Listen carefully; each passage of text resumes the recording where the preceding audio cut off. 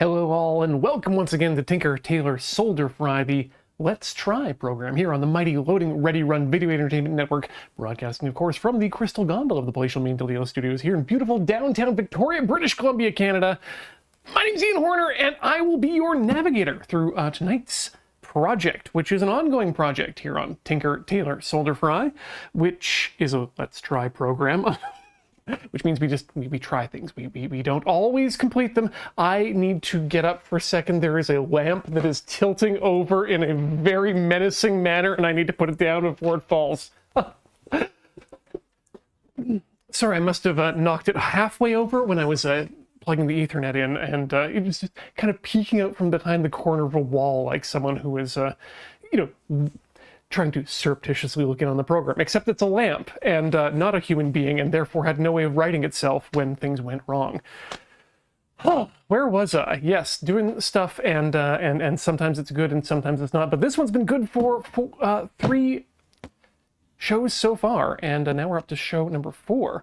Potato Wraith says I've got a model kit on the way myself. Ooh, that's a spicy looking Evangelion style. I want to say Zoid? Regardless, ridiculous looking. Right. Big model kits is what we've been doing here. And the model kit we've been working on is the, I keep it on the desk because it's too big to hold up every time. It's the MSN-004 Nightingale in the HGUC line, and it's very big. So we're gonna get to that in just a second. Sound of White Knight started watching the original MS Gundam, and something that is old supplies me not awfully aged. Yep, definitely very 70s, as you say, but very important. Yeah, what I wanted to say is, previously on Tinker Tailor, you may have seen me create a big old fan booth, and that's actually where you would have been right now for most of this week, because I've been making really good use of that thing over the past couple days, and thought I'd give you a little bit of a show and tell of what we've been doing with it. And this is what I've been mentioning, the Hammerhead 3D printed model. Yeah, thankfully having a spray booth meant I was able to get some really nice pinstripes in the back there, and work on some of the nice masking. I like them. I like the design of the front end on this one. Not entirely certain of the colors, but this is the first scratch model I've ever done without any sort of reference or anything like that. So I'm really excited to get this on the table somehow in the X-Wing scale, sometime, somehow, somewhen. But that's part of it. Let's bring up the model itself and see how we've been doing. Thank you for the compliments on the looks on the Hammerhead there and the livery. I'm really pleased with it too. That's all dollar store acrylics thinned down with water and antifreeze, windshield washer fluid, which only contains a little bit of anti-freezing solution. This is our friend that we've been working on so far, and you might think, wow, that's very large. Isn't it done yet? Well, no, it's not. It's still got, we did do arms technically, but we have pauldrons, wings that still need to be done, and a bunch of other stuff, plus an actual head on this thing. We've got some work to do here. Anger Optimist said, do you ever see the StarCraft Gundam conversion at the Protoss were made into Zeons and you fuse 2 subbies into a Nightingale?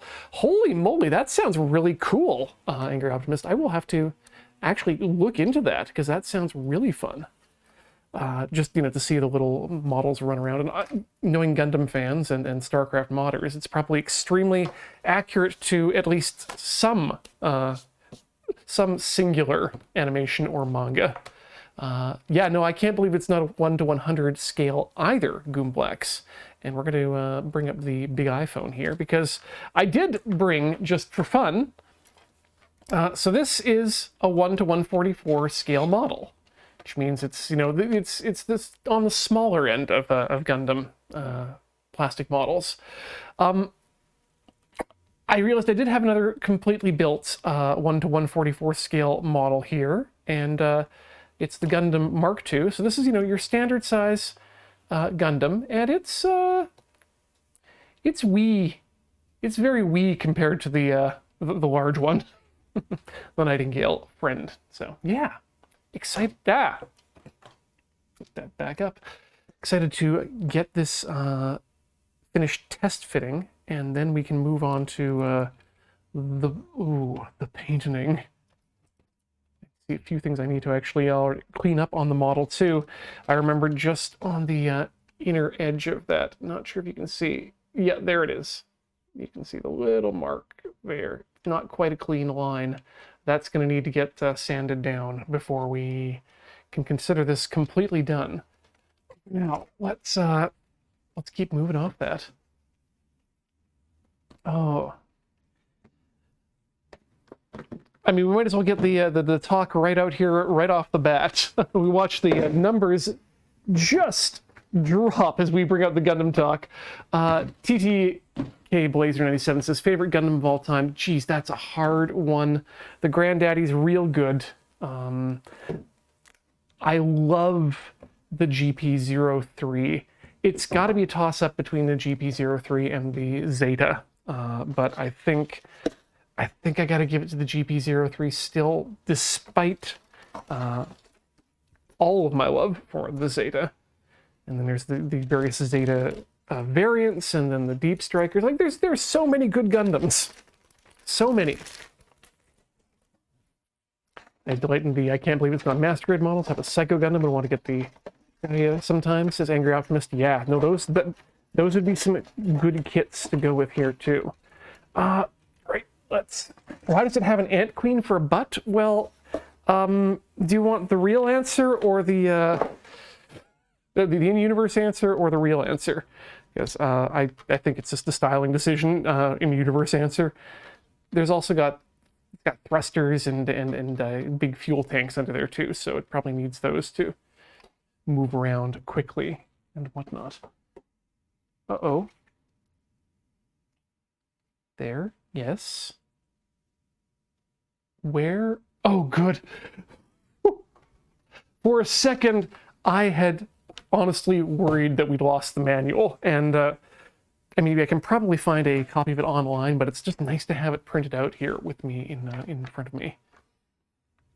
Right, yes, Sound of White Nice. The Dendrobium, as I said in the past, is definitely probably the top favorite. Yes, brownie points. With regards to Bungie putting out their voting for Festival of the Lost sets this week. It's Monsters vs. Mech, and yeah, the Mech sets look extremely Gundam inspired, and I would love to have those in the inventory for the future. Okay. Princess Intel asks, which was the Gundam anime with all the emo boys? You're probably thinking of Gundam Wing, but that describes quite a few Gundam series. It's having an emo boy, or at least an emo teen of some form, or multiples, is pretty much a hallmark of the series. Oh, yes, and people always ask what I am drinking, and tonight we're having a critical point from Category 12. And it's nice. All right, where were we? We had, if I recall, just completed. No, we had not yet got the head completed. We had not yet even started upon the bonnet. Sure, the bonnet, which means we're going to need E2. And now comes the fun of trying to remember which runner was what letter and which ones there are multiples of. Double G's, we'll need those later. Aha, E. We have 2, yeah, and we're going to need 3 as well, so we'll just keep the E runner, and hey, that's going to be another done runner, which is exciting. All right, let's get the other parts here. I-11. Where did I see I? I think I've got a better layout today than I had before. I've also got you zoomed in here, so if you want to see more of what's going on the table, just let me know. But we're going to, actually, let's pull that down. So we're working on the instructions. I-11, which I believe, just judging from the part, is going to be this one. And turns out I'm right. and I like it when I'm right. So let's just slowly slice through those lovely sprues. That there. Let's open up our nubbin container. Nubbins. And then we'll, now this one undergated? No, it's only E3 that's undergated. But of course, this one's going to be going against, that edge is going to be going against the inside of a part. So we won't have to worry too much about making it look pretty. That said, I have also been spending some time in the past intervening while completely disassembling the first Gunpla kit I ever put together when I was living in Japan, the GB03 Stamen kit in master grade. That's at the 1/100 scale, so the big lads. And I have been taking it apart and sanding down with a file each and every one of the marked up edges that I've created, and getting it all pretty, because that I intend to do as my test bed for painting a Gundam.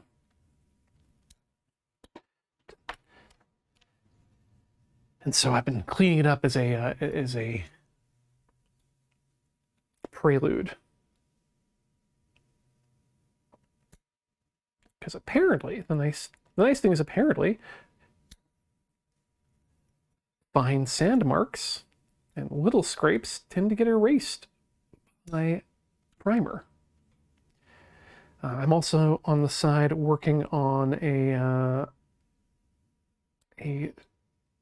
figure of a character from Snow Fairy Sugar that I'd picked up and was produced in clear soft vinyl, and I've been priming that in anticipation of making that a test bed for painting human figures, because I have a figure of, again, a soft vinyl garage kit of Hitomi from Escaflowne, specifically of her from the cover of the first soundtrack.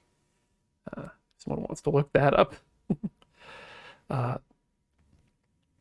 I want to do well by that particular figure, because that character means a lot to me.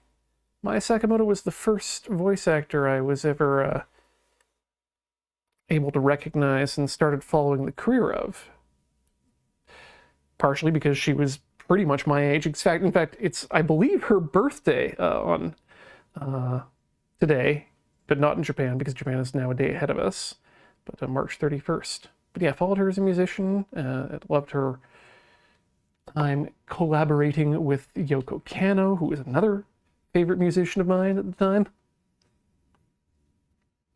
And also, Escaflowne was one of those shows I stumbled upon while channel surfing, while on that cultural exchange that first time in Japan. So, aha. I need to be a little bit back. I'm going to pull the camera back just a bit. Don't like what I've done to this piece. It's still not flush. That's why I don't like it. Just light passes. Just catch the wind.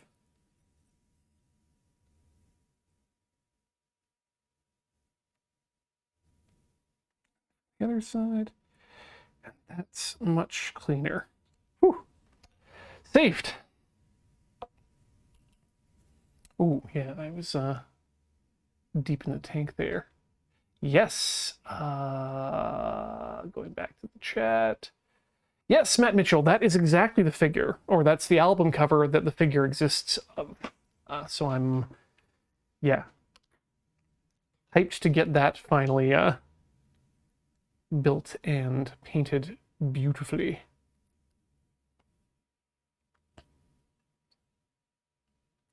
Okay, is this one undergated as well? This one is also undergated. Again, for that that really good, smooth exterior. Rich Corinthian styrene. But don't take my word for it. I'm just an idiot with an accent. Not that Ricardo Montalban is an idiot with an accent. That man is a living treasure? I'm sorry, Chad. I use you way too much to decide to find out whether or not celebrities are alive or dead. Okay, nope. I'm getting the answer that Ricardo. I'm getting it now that Ricardo Montalban is no longer with us.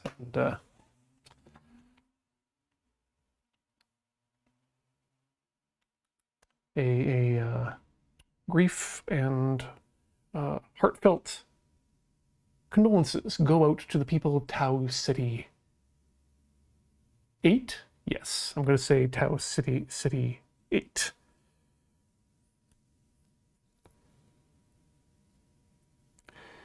May the clouds you ride in heaven be rich and Corinthian. I don't know why my Walter Cronkite started turning into Carl Sagan, but hey, here we go. Tau City 5. No, wait, Tau City 6. All right. Where are we going here? We got the parts out. That's right. Parts are out and cleaned. They have no extraneous bits. Now to ascertain what exactly it's asking me to do. Sometimes that's not clear. This time is one of those times. Did I get the wrong part? That's I-11. This is I didn't pick up the wrong 11, did I? No, that's the right 11. Yep, okay. Okay. So, let's just have a look here. So, we know that that point goes that way. That means that this one goes in, and the ball is, aha, to the front. With the, oh, wait, yeah, it goes in. Aha, they're showing me it going in sideways, so I know. And then I twist. Wait, not there. There. Okay, good. And then it goes down. Wow. Oh, because this is the this is the head, which contains, I believe, the cockpit. And so that's why it needs to be able to slide back and forth within there, because in order to open the cockpit, you got to move it forward, I think. The thing is, if I'm reading this correctly, I'm pretty sure that the actual cockpit itself is just this ball here, which I think is the correct scale, if I'm running there correctly. Oh wow, here I'm going back, and and now there's discussion about Minovsky particles and beam guns. Ridiculously huge beam rifle the Nightingale has, or is it a beam gun? It's a gun, I believe, because it does use the EPACs, this one particularly. But because I know that yeah, you can equip a Jim can pick up a beam rifle and use it. But I do know the main gun, the Hyper Mega Particle Cannon, is down in the little sub mouth here, which is dumb and fun.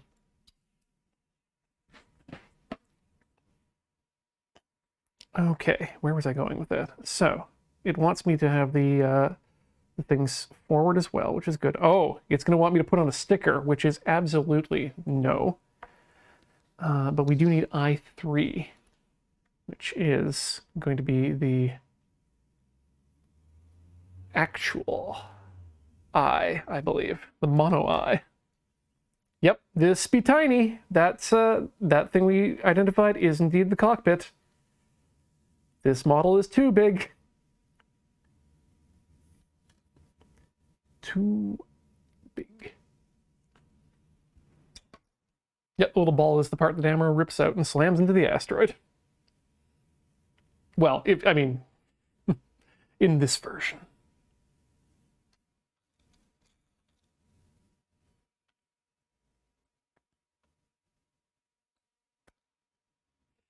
Did Neo Xeon, what's, no, Char.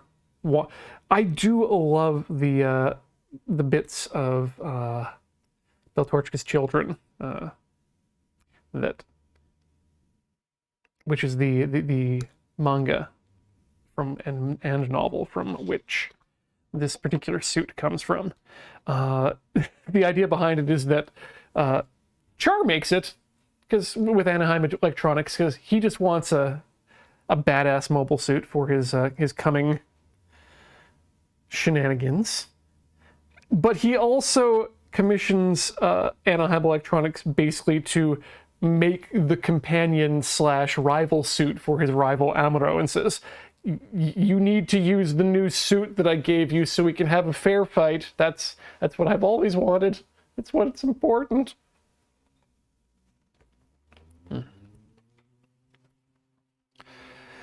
All right. And let's get that E3 on top here. That's going to go forward, I believe. Yes. Wait, nope, other way. And also, nope. This is the back half of the head. We gotta align those little nubbins on the back there.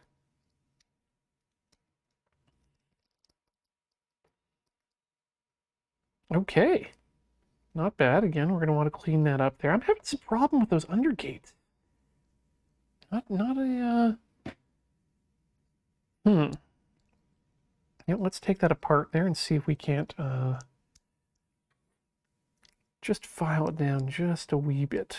Oh boy, this is a tight one. I don't like this.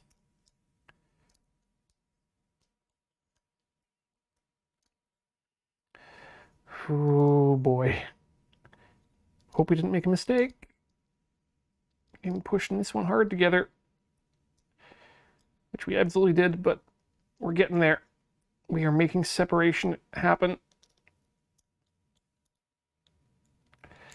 Separation in a safe way. Woo! In my disassembly of the GP03, I think I only effed up 1 or 2 pins, and I think they were on a foot, so it was not a big issue.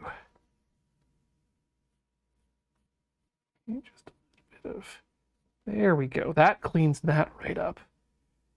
The other side was on this side. Was it? Yes, they were.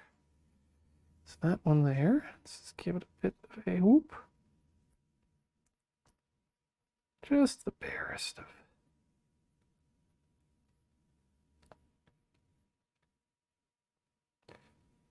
That's cleaner. That's much cleaner. And this side will do the same thing. Just again. Just barely touch it with the file.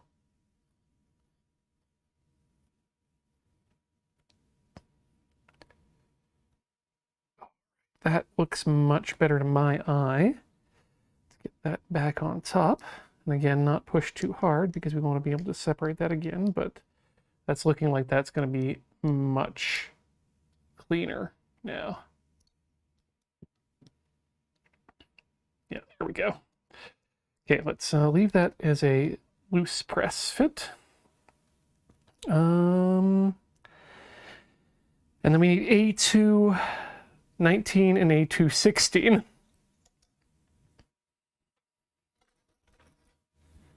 Which are, I believe, also red. Aha! Aha, this is on the multi-runner.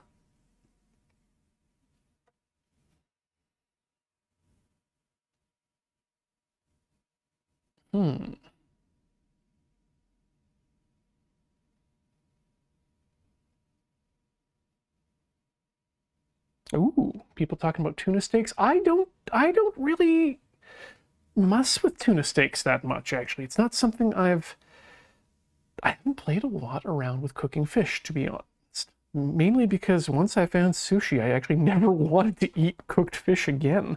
So it's been a while since I've sought it out. I do have a recipe for salt salmon that I need to try soon.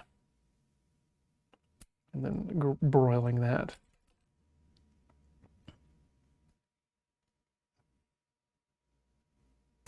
Whoop. Boy, the tension on these. Again, probably because I am holding them up while I'm cutting them. Not a good idea.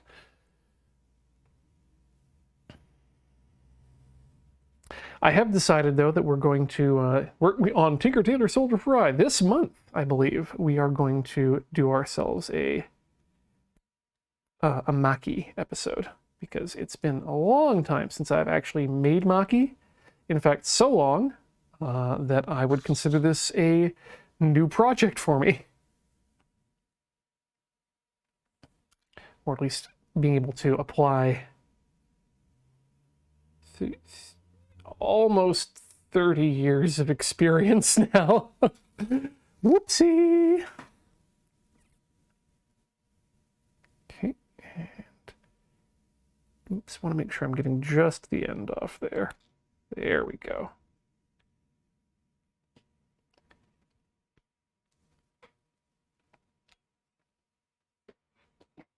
Anyone coming along to help cook / eat? I mean, as usual, Corey will probably get bits at the end, but or rather a full meal out of it at the end. But I think we're just going to do that one here in the Crystal Gondola, the kitchen of the Crystal Gondola. And because it is actually a lot easier to do cooking ones in an actual kitchen than it is in Studio C, I must say.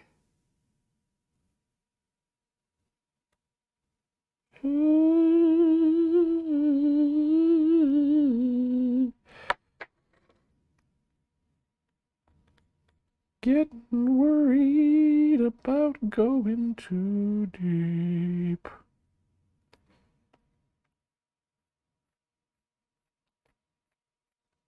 Whew. Okay. I may need to... I shouldn't need to sharpen the god hands just yet, but these undergates are a... You know what? I'm using the technique wrong, actually, too. It should be... Well, this is also a curved surface, so it's probably the other issue of what's going on here. Yes, if I don't cut close to the tips, you get a better cut. That's what I've been doing wrong. I knew I was doing it wrong. I just didn't remember I was doing it wrong.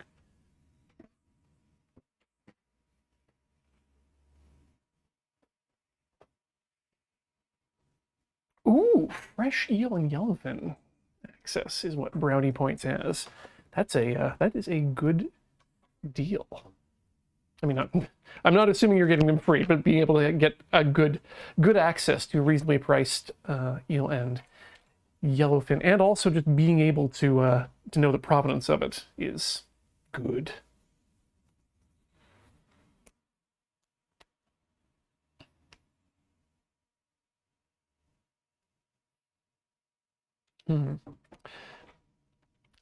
Oh no, I'd love to have Wheeler on for an episode at some point in the future to do some cooking. There's a number of people who'd probably get good use out of a kitchen studio. Like there's myself. Wheeler would also probably be able to put together a cooking stream. Kathleen is always threatening to do more cooking, so that's another person. Like, we've got at least half of the people on Loading Ready Run are. Wait, no, that's the wrong way. Forget the ratio, but there's a bunch of people in Loading Ready Run who cook, and fewer who are extremely proud of it. So I think we'd have enough people to be able to make good use of a cooking area. I4 is the piece we need. There we go. Aha! It's one of them connectors.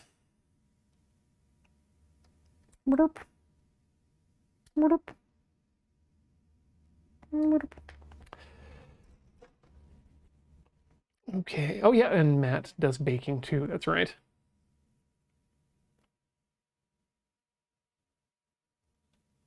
Let's get the...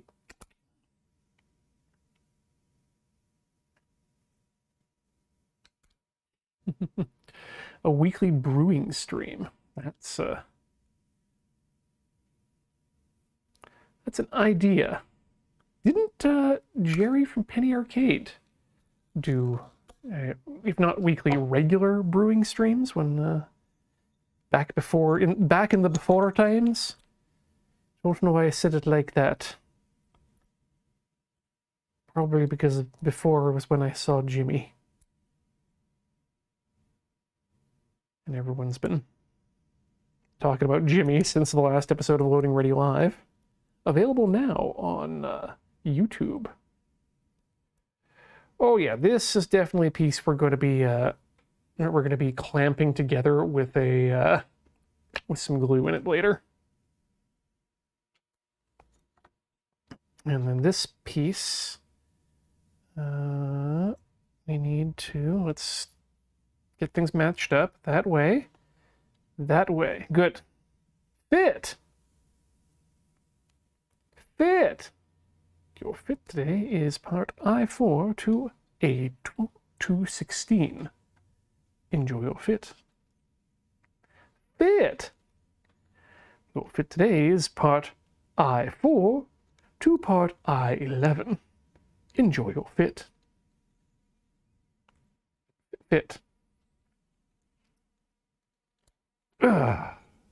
we go. The fit occurred. The fit accompli.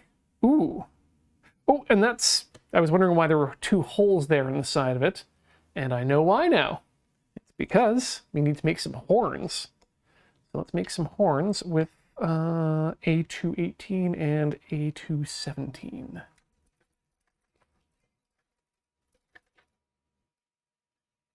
Ah, that's right. That was the multi-sprue. Okay. And let's just remember, we're going to lay it down. No excess tension on the sprues. And this is the last one. Falls to the floor.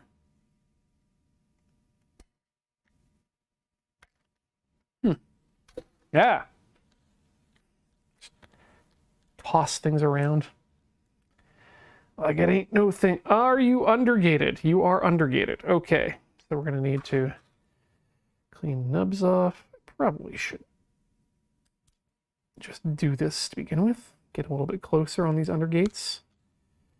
Clean that up as soon as we do the same thing on this friend. Get right up there. And the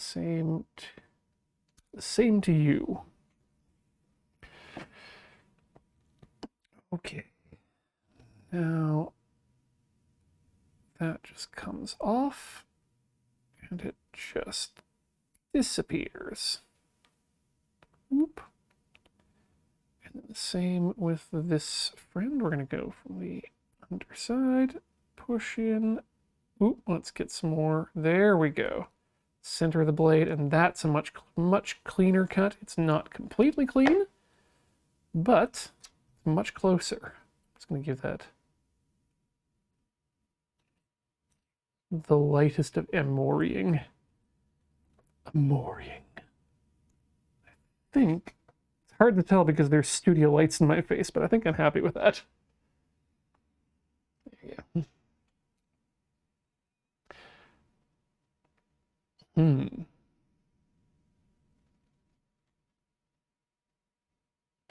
Mystery box cooking sounds like a good idea, just stealing from the chat there. I was reading a thread today about Iron Chef, because someone had posted, or the Iron Chef bot posted about one of their creations, which was, I believe, anchovy fondue with cabbage. I'm like, that's just Banyakuda. And, but still, it was, I think it was in that thread that someone pointed out that that was what they liked about the original Iron Chef, was that they worked with, they were given boring ingredients sometimes, and because of that, you would see them make these most amazing things from the simplest of ingredients, like cabbage as an option. as opposed to the American Iron Chef, which got a little bit too reliant on elaborate ingredients and tripping people up. So you would never see something that would be simple or could be made at home. It's always just extremely esoteric and strange food. Okay. Let's put the buttons in the hole. By buttons, I mean these little L shapes that fit into these L shapes on the holes on the side of the head in a way that is pleasing to the eye. Oh ho ho. And would you look at that? Wait, do I have the little mono eye pointing the right way? The little face. And the little face goes, zoop. Wait. Wait. I'm breaking it already. Ah! Come on out. There we go. And let's, hold on. Hold that in place. Oh, wait. Click that into place. There we go. And yeah, that goes backwards, and then eventually it slides forwards, I think. One of them slides forward.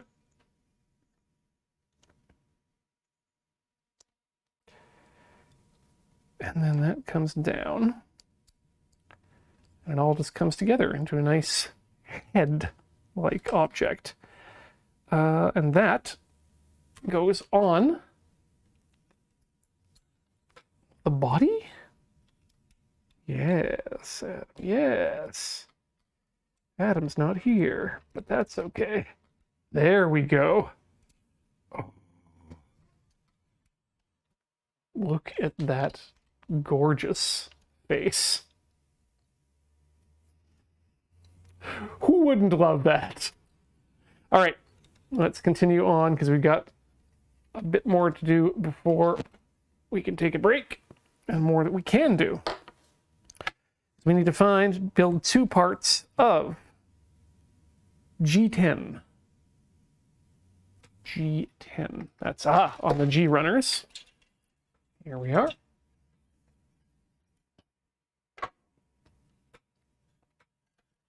Put that down there. G10. Cut them out. And then because we're building 2, we're going to grab another one. Boo-boo. That side. Great. Put that away. Oh, this, yeah, is absolutely a mobile. I would classify this as mobile armor. For those not aware, the difference between mobile armors and mobile suits is that mobile armors are big. That's pretty much it.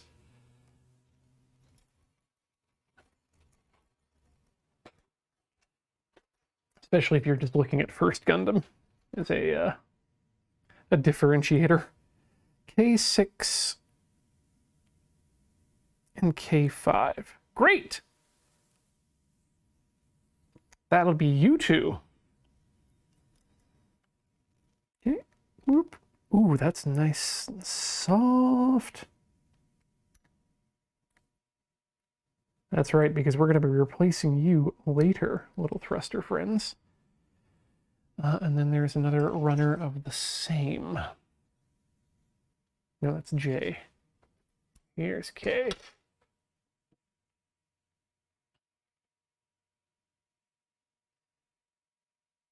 And burp.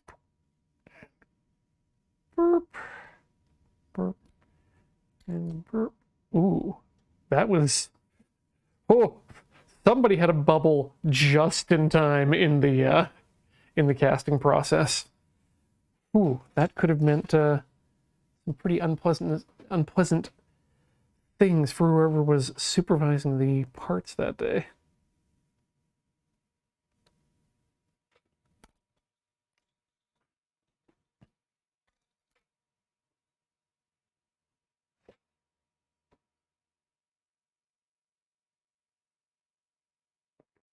Hmm. Mm-mm-mm-mm-mm.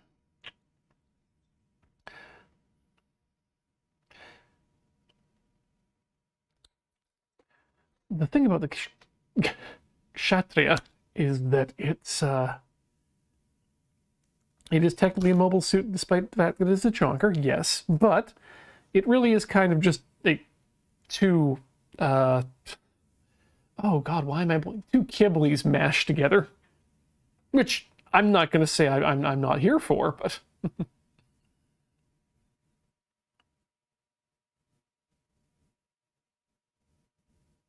alright, there we go.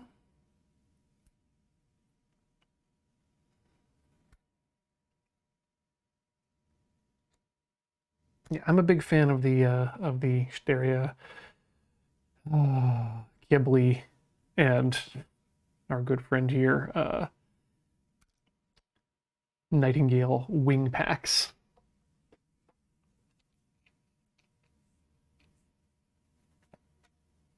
All right, here we go. Eastern Cave Wonders asks, is it common practice to paint Gunpla, or is the plastic already in its final state? That's... You can absolutely leave these things unpainted, and they will look just fine. Sorry, I'm just going to be right with you. I need to take a quick call. We're going to go on a quick break.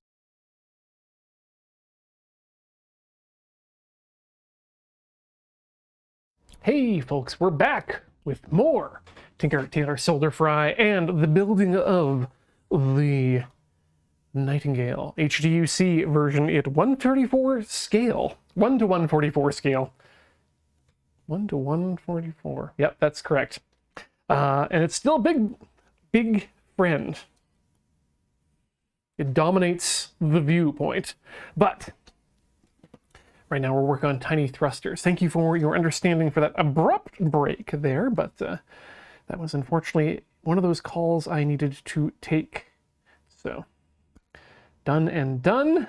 I was able to help out with a piece of troubleshooting for a local business that is having some issues with their shipping software. So, all is well now.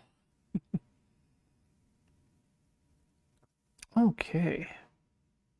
Those are, I mean, these I could hack these thrusters to pieces and it would be not a problem at all. Because we're swapping those out. Oh, yeah! Painfully Dyslexic asks, what are people's feelings about the new Gundam series, The Witch of Mercury? It's hard to say. I am, but like several people in chat, reserving more judgment until I know more about it. But the Gundam itself seems interesting. I'm game to see where it goes. It's got some very interesting mixtures of G-Self and the Grandpappy, and it seems like a good Gundam. I don't know if this is going to be I'm pretty sure this is not a UC series, so this is hopefully going to be something that'll catch my interest like Iron Blood Orphans did. But no guarantees as we know yet. That said, boy, sure is refreshing to see a Gundam series with a with a woman as a main character. I sure as hell hope they don't screw it up like I'm sure they're going to find a way to screw it up somehow, but it's just nice seeing that. It's been a while since Turn A Gundam. Yes, Sochi is the main character. I don't care what anyone says. Eastern Cave Wonder says, what is the new Gundam series? All we know is that it's called The Witch of Mercury, or The Witch from Mercury, which, quite frankly, is a badass title.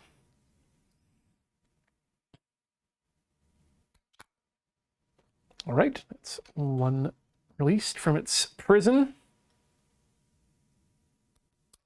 Clip that. Get it real close. Give it a clip. And give it a strip. See you later, bye. Oh. Still feeling a bit of a catch there.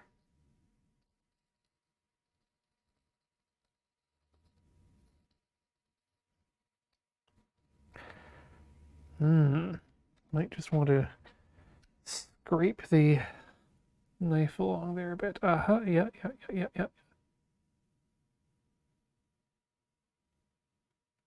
Okay, and then back the other way.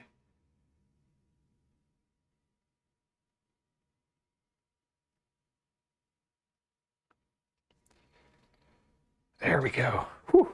Clean as a whistle. Yeah, there's very little chance that The Witch from Mercury is going to be a UC series. Universal Century, which was the I guess what you could call the prime timeline of Gundam. Because they seem to be focusing a lot of their attention. Well, I mean, us fans of the Universal Century have other treats that are coming. We've got another Hathaway's Flash film. We've got Kukuru's Don's Island, the film this year. It's gonna be rad. But yeah, The Witch from Mercury sounds like a UC title. It makes me think of Paptimus Shiroko, antagonist from Zeta Gundam, alternatively known as the Man from Jupiter. And boy, I would love to see something as threatening coming from the series. On the other hand, if it's just, hey, what if we made Char, or what if Char instead Char was a girl and from Mercury and was called the Witch from Mercury rather than the Red Comet, and it's just the same story? I'm down for that too. I'd be up for a Lady Char story. Oh no, PGI Mark. I never found the Man from Jupiter to be threatening in and of itself as a name. What was threatening was everything else about Paptimus Shiroko. Just an enigmatic name, the Man from Jupiter, is a cool affectation. Because no one's from Jupiter, man. It's the one place you can go as an old type and still come back and become a new type. Or so I hear.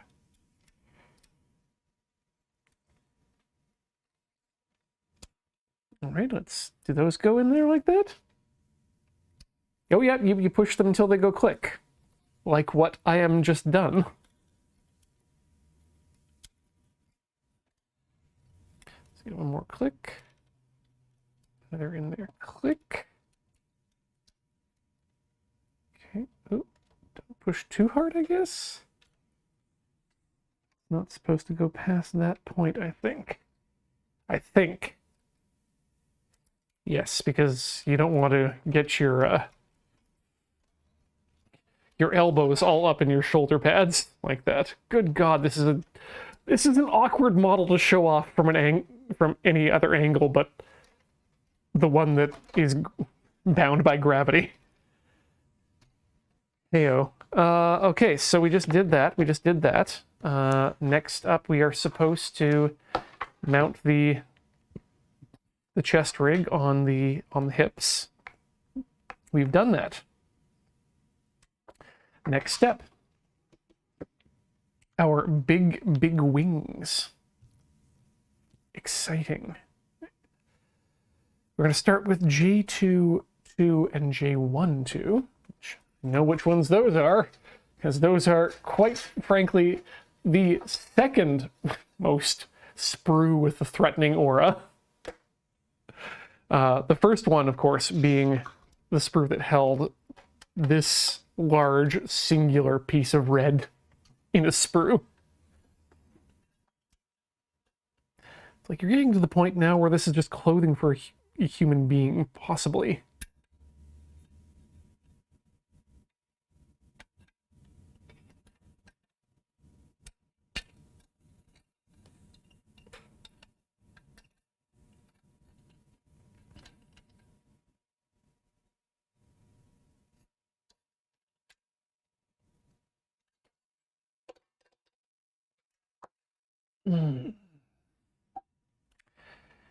Yeah. not sure how to address the issue of being out of anime and then coming back to it years later, especially if your your initial frame of reference is the Toonami days. Like that was another meme that was going around Twitter that I didn't respond to because I didn't feel like I could contribute anything to the conversation, because it was they were asking like, what's your favorite obscure anime? And by obscure anime, I mean whatever wasn't shown on Cartoon Network or on broadcast television and was only available through DVDs and VHSs. And I'm like, wow. So I guess that was how I started out anime, was things that weren't for sale commercially and only available on obscure platforms that you had to know somebody to get things on. But that said, it's probably Legend of Galactic Heroes. Although that now is streamable, I believe. Or at least I think it's still streamable on High Dive. The original, not the new thesis. Yeah, Monster. Oh God, Iris, that's a real good choice right there. I need to watch/read Monster. Not sure if I should watch it or read it. I think I should read it.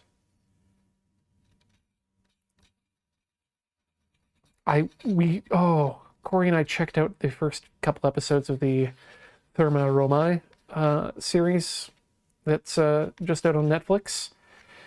So, I mean, it's cool to see the little vacation for the mangaka that they managed to make out of the Hot Springs documentary shorts at the end.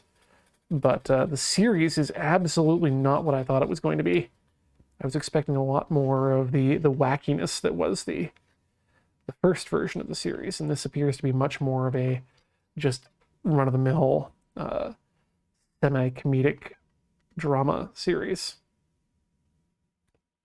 Which is fine. It's just not what I wanted.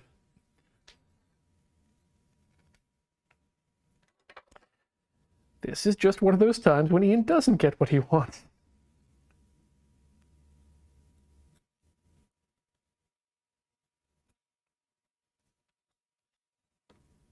Right, that looks good there.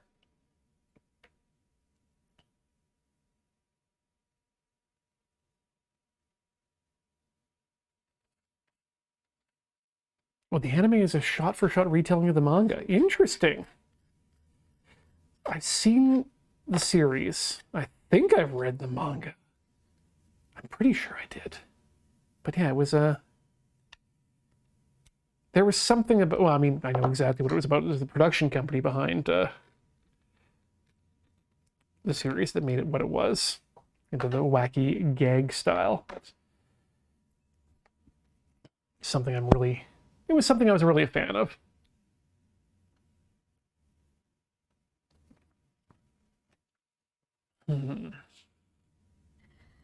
Oh, objective failure. There we go. Yep. Let's all talk about Pluto some more. In fact, let's, as a culture, talk about and acknowledge the existence of Pluto a lot more. Because Pluto is one of those beautiful reimaginings of a story that I love so much, which is a retelling of... Pluto is technically an Astro Boy story, just not told from Astro Boy's perspective this time. It's told from the perspective of a robotic detective who is charged with investigating the murder of another robot. And it's great because it's essentially retelling the World's Strongest Robot arc series of Astro Boy, or Tetsuwan Atom, which is my favorite story from the Canadian dub of the cartoon, which I grew up with. Ooh.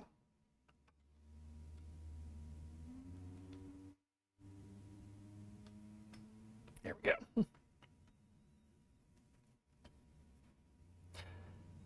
Yeah, Painfully Dyslexic puts it well. It's basically Blade Runner crossed with Astro Boy. But Urasawa's manga style is not... When I say it's an Astro Boy, It doesn't look like Osamu Tezuka's Astro Boy. It's very much Urasawa's style of art, and it really works in rendering these characters. It's a very realistic style that you can tell that these people are animated people, but they look, and the world that they inhabit has this veneer of reality to it, I think.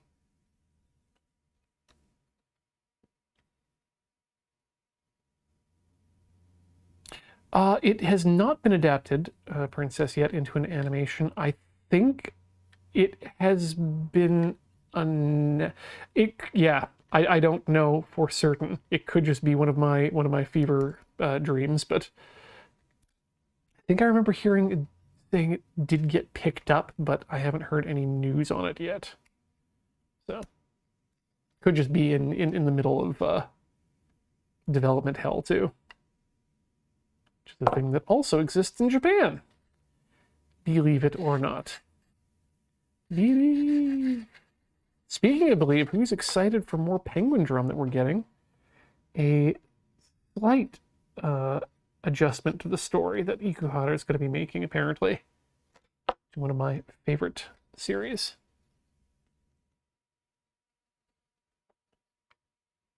I saw someone suggesting Planetes and Yakitade Japan. Those are perennial good recommendations in my eyes. Can never go wrong with those.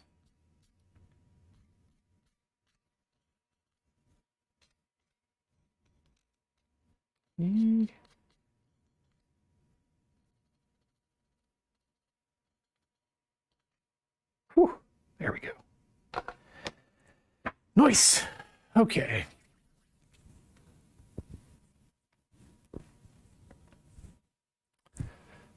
Looking back over the chat here to make sure I'm not missing anything. Okay, back in 2020 there was a PV released for a renewed Pluto anime. That's good to know. Yeah, The Sound of White Noise. Alex's dad worked on Astro Boy issues. He also did some of the covers for the Robotech, the Robotech manga, the Robotech comic book in North America as well.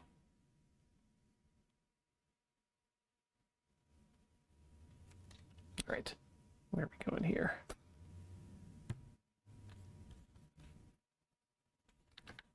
Ooh, Planet If also, Princess Intel. That's a good recommendation.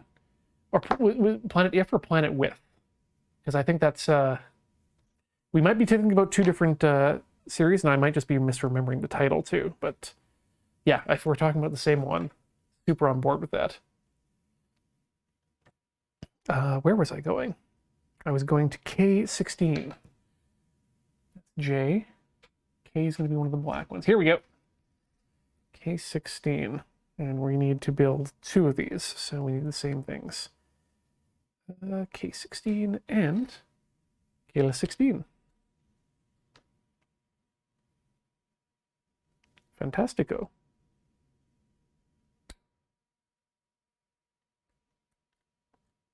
This one.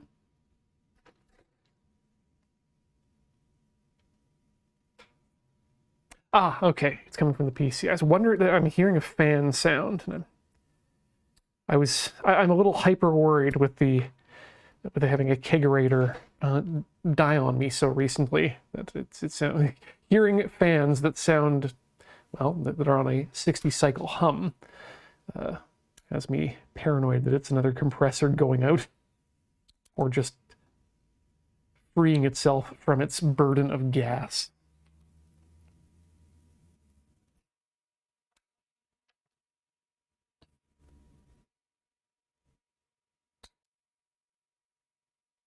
With Planet With, the one with the talking dog. Yes, we are on the same page. That was, God, the year that came out, that was the surprise hit of the year for me, in the same way that this year's surprise hit was Ranking of Kings.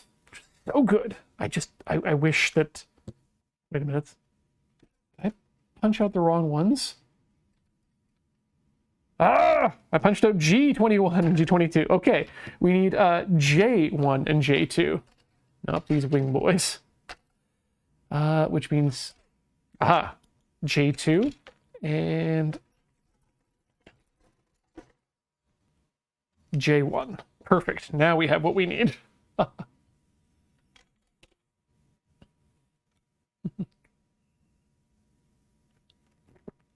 Mm.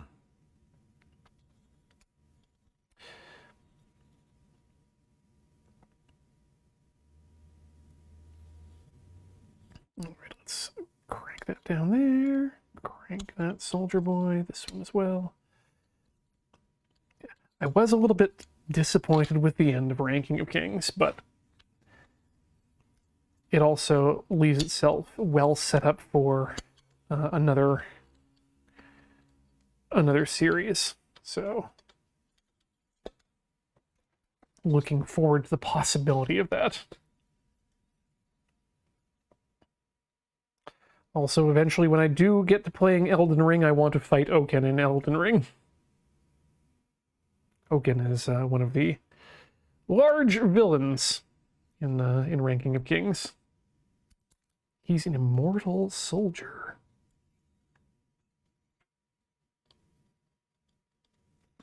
He's very sad, and his brothers are trying to make sure he can die. It's very sweet.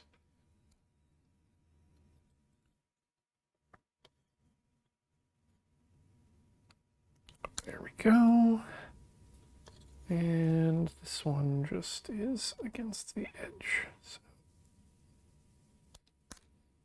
Perfection.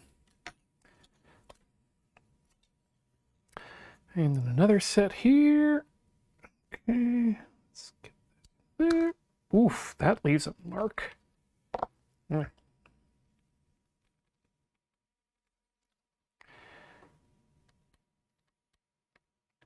Wow. Yep, let's hope that part gets hidden. I think it does, but I'm not happy about that. Going too fast. That's my problem.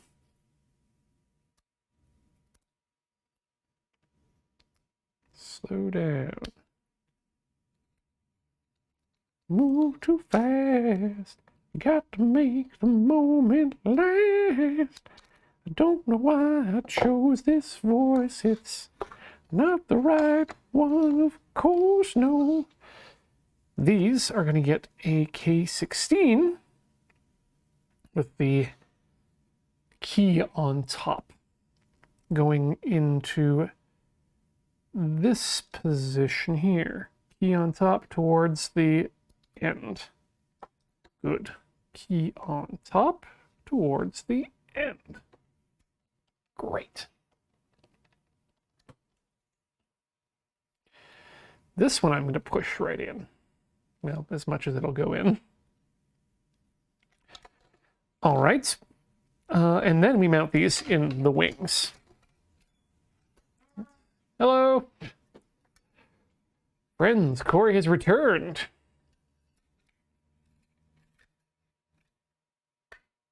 Okay. So nothing go. Oh, right. Those are where the our funnels are going to go. Okay. So this is fine. We can just kind of press fit it in, and it'll look good. Yes. And then same with this one. Looks good. Okay.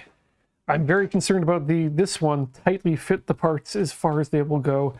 Will not do that when we fully engage this friend. Okay, wings are ready. Let's see here. Zip, zip, zip, zip, zip. We're still on 2 of each. We need K15, K14, K17. Where my K's at? K and K. Which I'm pretty sure is probably a convenience store chain somewhere. Okay, okay, yeah. 15, 14, and 16. Wait, 17? 17. Let's get that in there. Oop.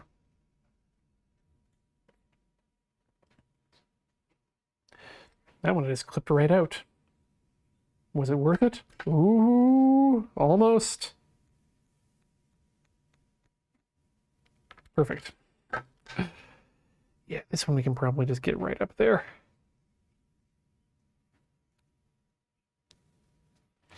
And that's an inner cut, and that one's just gonna bend away in the wind. So let's get the cut in there quick and have a look. Yeah. There's a stress mark right there. Not a stress mark, but that is a pull. Let's just pray the nub away. By pray, I mean use a knife. There we go. Nub released. Knife correct.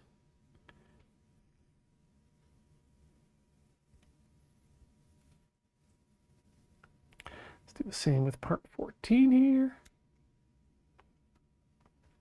Princess Intel. I do own a 3D printer. It's what I used to make this earlier. As you can see, if you get close, you can see the 3D print marks on it. But from a respectful distance,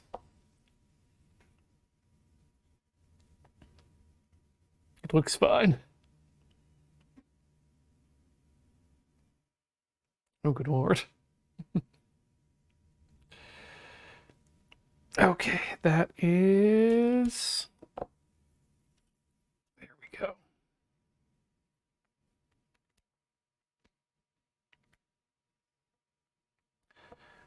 I think that those marks are just going to get covered right over, but give them a little buffy. Just like season 2.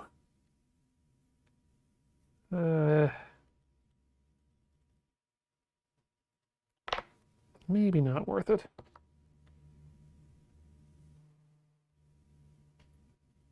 That's what we wanted to do, is scrape with the knife. Just very carefully remove that little mark. If these get covered up, I will be fine. I'm fine with it. I'm fine with it. Okay, we got one out. Now let's get the other one out. Same deal. Only this time, exactly the same.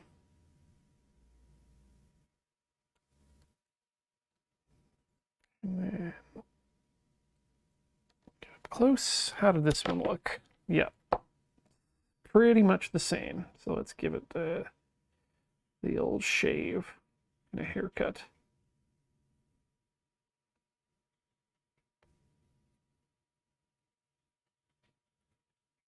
There we go.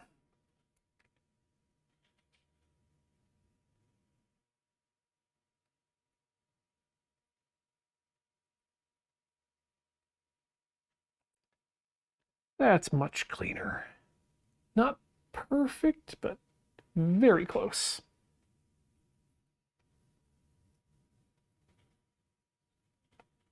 Oh, Cam the Lion. Sorry, I didn't notice your question about what printer we had. We've got the Wanhao D6, which I believe is a clone of a Ultimaker 6, I think. Well, it's one of them.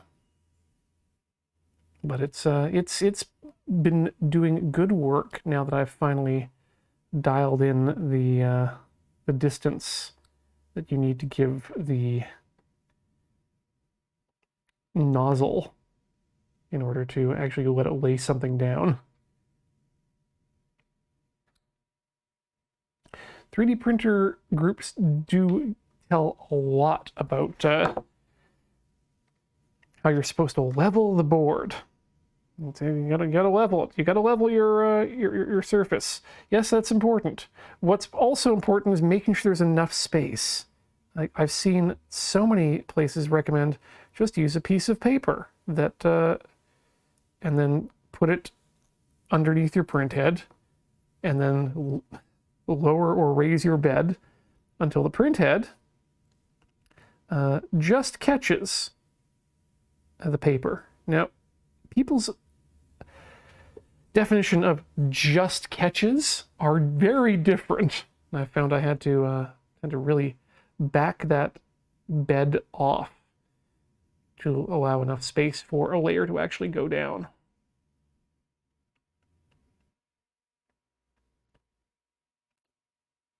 Also, don't use your finest feeler gauges for leveling the bed. That's too little space. Mecha Kuga, do I use one-bladed nippers or dual-bladed nippers? These are absolutely guillotine-style single-bladed nippers. These are the God Hand. These ones.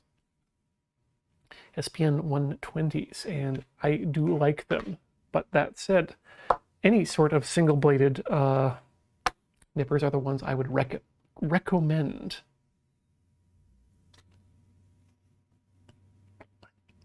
All right. Let us figure out how this goes together. Okay, so can 17 goes like this. 14 and 15. Just go around it. Well, okay. That seems as easy as it could be. Yep. Side 2. Boop. Ah, good, Anger Optimist. Thank you for bringing out the Charles Aznavour provenance of Char's name, or Char's name.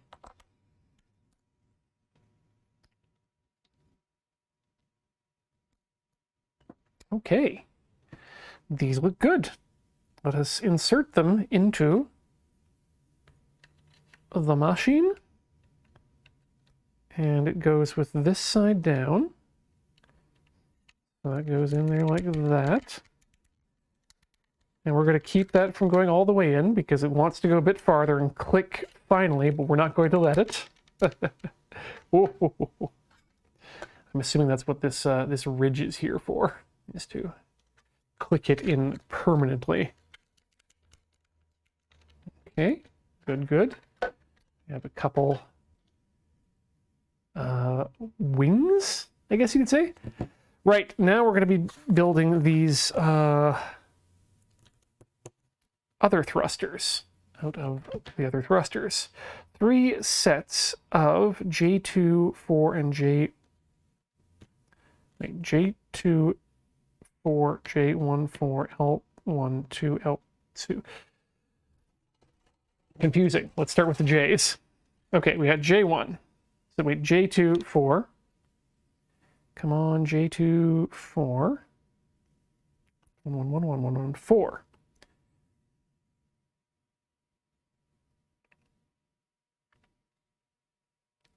And then J1, 4. Yes, okay, so we need 3 of them total. That's what's going on here. Let's remove them from their prisons.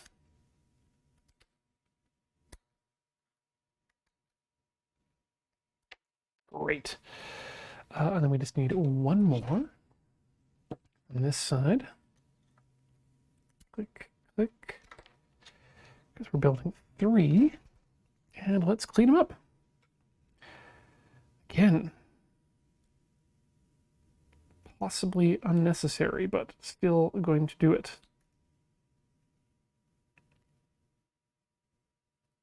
There we go.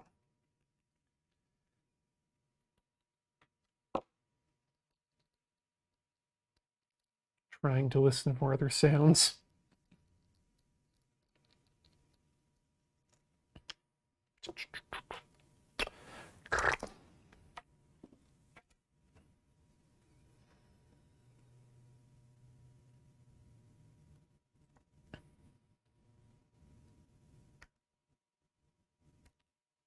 Yep, no, official Japanese char is sha.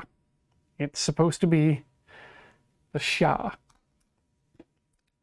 He's not a Charizard.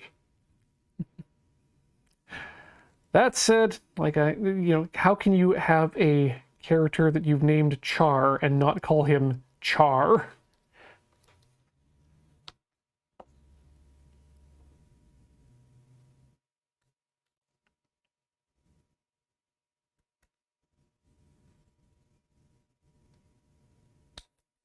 It's like naming yourself Full Frontal and not calling yourself Full Frontal all the time.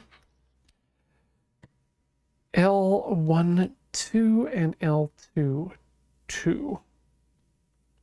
Those are, these are the orange ones. Okay, we got 1 and 2. So in 2s, the L1, 2. Okay, so we need 3 of these. I'll just grab the one from L1. Boop. Ooh, this plastic feels slightly harder.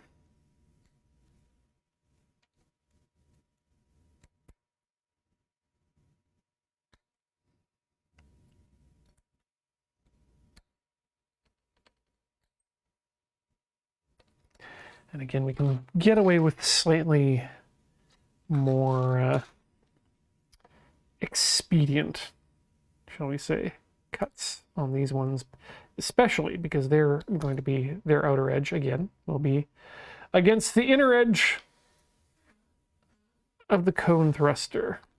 So, hide your mistakes.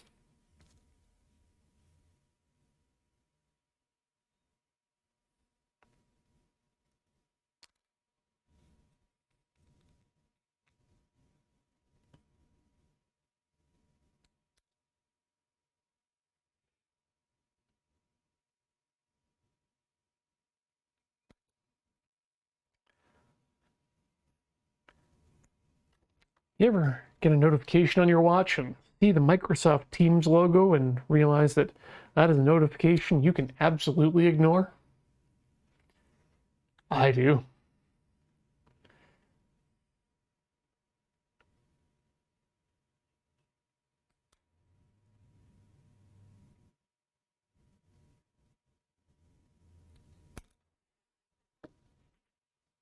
Microsoft Teams. It's okay. We ignore it too. All right, these go in, and they are keyed as well. Let us key it up. I mean, I do like the way those things look, right? That sure is pretty. Let's try again on this side here too. Why? I mean, yes, we'll try. We will succeed, but we're still going to try.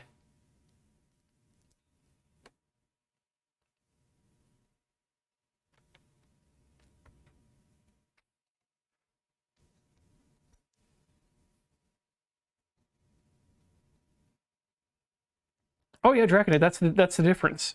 Right now, when I'm off the clock, everyone I care about is on Slack. So that's where the good notifications come from. I should really just actually turn off notifications. I can automate that nowadays, can't I? Uh-oh. Well, dang it. Now you've done it. You didn't line up the keys properly, and so now you gotta wedge a cone out. Which sounds like a weird euphemism for going to the bathroom. Just gotta wedge a cone out. Don't worry. Don't worry about me. Don't worry about me, Bartleby. I just gotta wedge a cone out. Okay, where are these going? They are going here. Y'all. Oh, we're gonna have to do this again, aren't we? Because there are 2 of these wingy things. Oh, and then finally, oh, would you look at that? Ain't that pretty?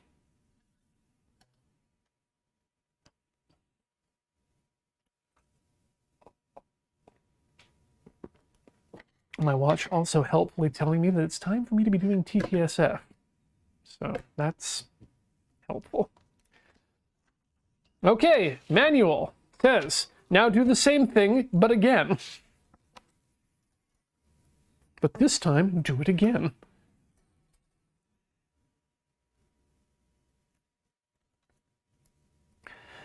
All right. Clip, clip, clip, clip, clip, clip, clip, clip, and also clip. Clipped. Now let's declip.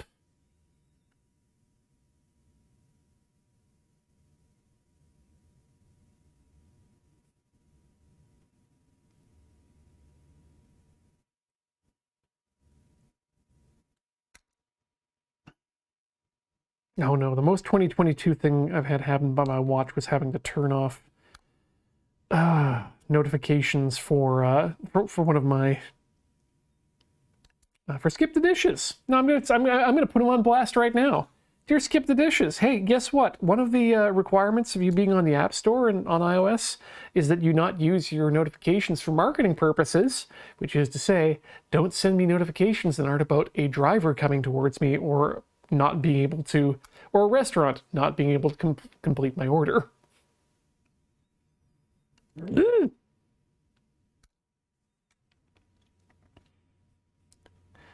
If you don't, then you become the boy who cried wolf. And then I turn all my notifications off, and then everyone has what's known in the industry as a bad time. I need to run Roomba Rel tomorrow. After every one of these particular streams. Ral's got to be really, really used. Okay, we need a... Aha! More 4s hiding. And just enough, too.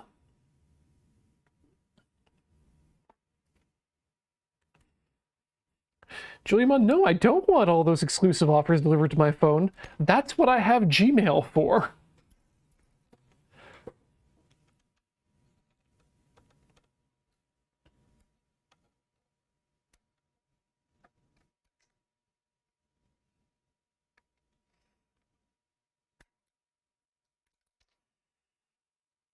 My watch should just be notifying me, asking if I've fallen down again.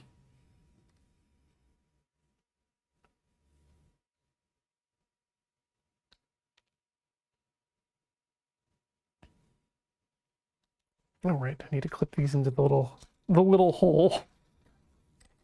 Not the portable hole. This is a... that can be purchased over at store.loadingreadyrun.com. Yes, that is correct. Good.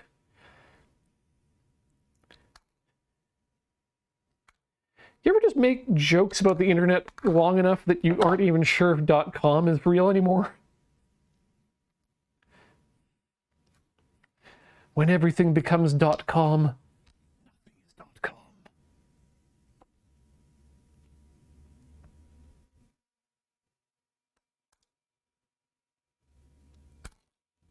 And boom. All right. Let's insert some orange. What is... Ooh, I never get to say this. You know, given we're making references to classic anime, I get to assemble insert. Don't look that up. I'm not sure if that was one of those naughty anime in the past.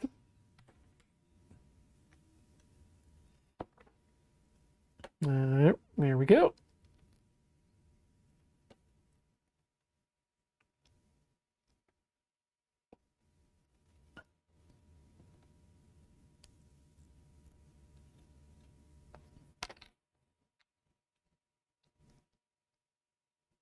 And last one here. Good. Good. Then insertions into the what? Wait, what? Okay, yes, I need to build 3 sets. Yeah, we're doing it twice. Sorry. This goes here. And then the 2 there. And then there. There are more thrusters yet to make. Whew. Now we move on to the next page where we do the J1, J2, J1 ones. Oh, bring them back. I keep putting them away, but we keep dragging them back. Build 5 sets. Twice. All right, here we go. Boop. Boop. Boop. Boop.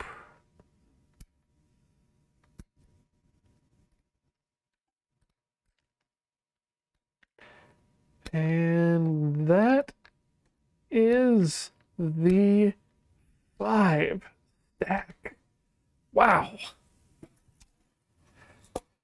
And then the same thing, I'm guessing that's this row. Break them out. Shoop. Shoop.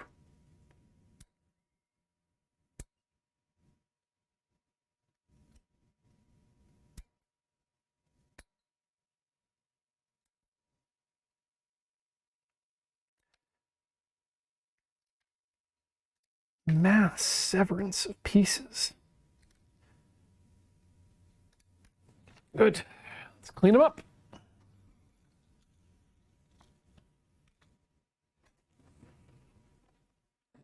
The lobster tail is in fact already done. Yes, I think we got that.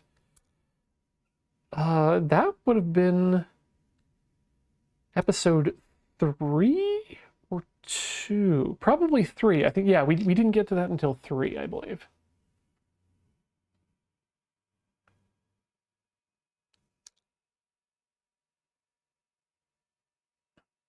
Yep.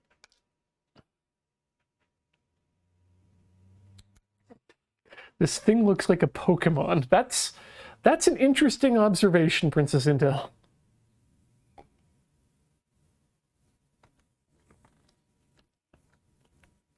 There are, yeah, things definitely get more Pokemon-like the more organic things get. Thankfully, things in the early 80s settled, or the early 90s, settled on a rather pleasant roundness that really defined the era.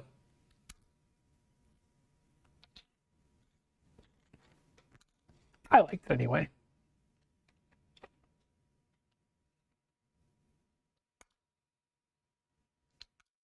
Yeah, the late 80s got to see some real weird mech, though. I mean, not that things didn't continue to get weirder. Speaking of which, apparently we're getting brain-powered merchandise in this year of your Lord 2022. For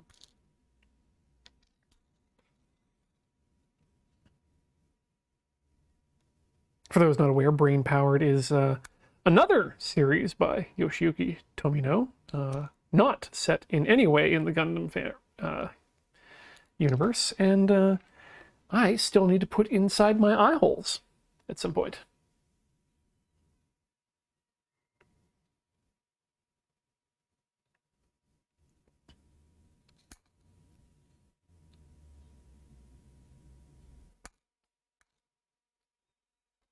Dragon, it says one day I want to time I watched my home automation so I can tap my wrist to adjust lights or the eventual killer app have live images someone is at my door. Ooh.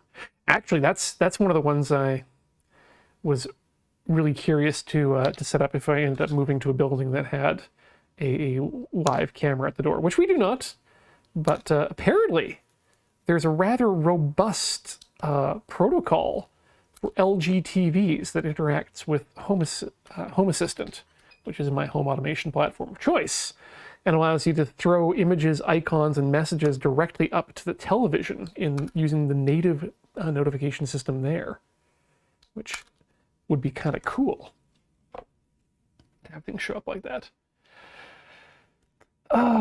Let's put more of these cones in more of these holes.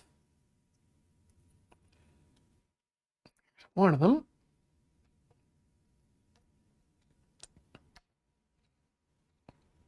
Oh yeah, and while we're on the topic of brain-powered, yet chalk it up for another show that had music by famed Mai Sakamoto collaborator Yoko Kanno. The other one being Turn A Gundam, which is one of my favorite series, period.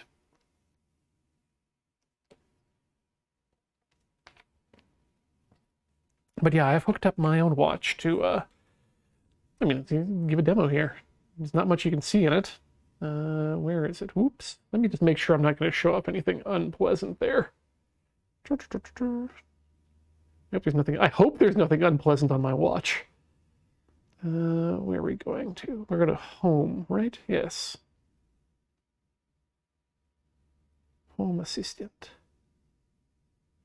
Okay, so the only thing I have in there is TV lights, which turns on the couch underlighting, dims the other lights, and turns certain other ones off. But having, you know, other options to turn off, on and off lights is nice. It's absolutely not a reason in and of itself to have an Apple Watch, but it is kind of cool to be able to make your world change from your wrist. A single touch, should you choose.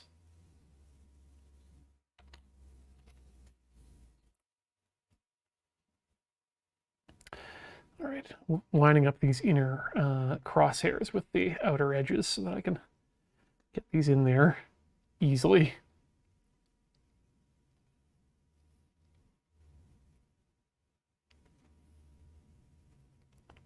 There we go.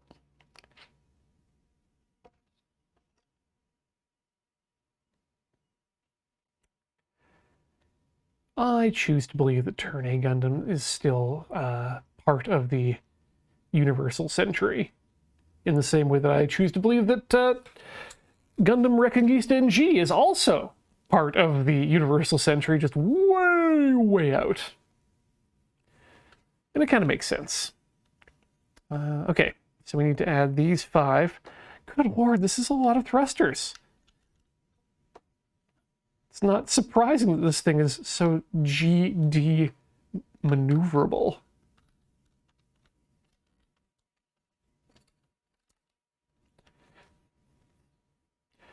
Do you need to go to the moon? No, really, do you need to go to the moon right now? Not because it is easy, but because it's what must be done. Because it's extremely wicked. Well, you need the MSN-004 Nightingale. All right, let's build another 5 thrusters, shall we?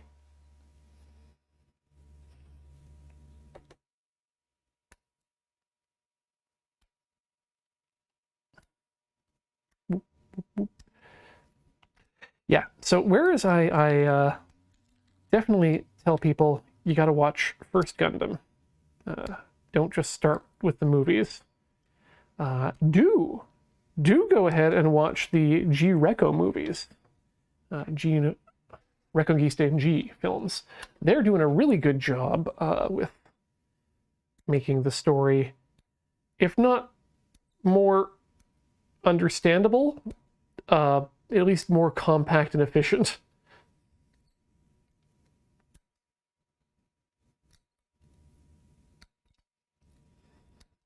If you're curious why you should watch Reconquista NG, it's so that you'll understand where the "I'm a genius, oh no" memes come from. PGI Mark, no, not all of the films are out yet. The final 2 will actually be coming out later this year. Within, I think, 2 weeks of each other, which is an interesting choice, but I guess they're trying to pump them out now that COVID's over.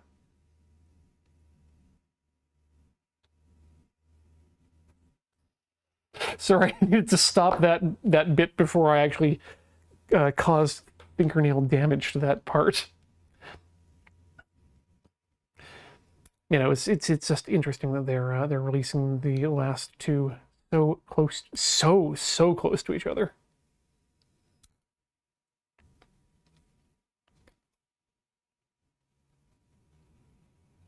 Yeah, Princess Intel, there is 40 years of Gundam content right now. So if it feels overwhelming, that's because it is.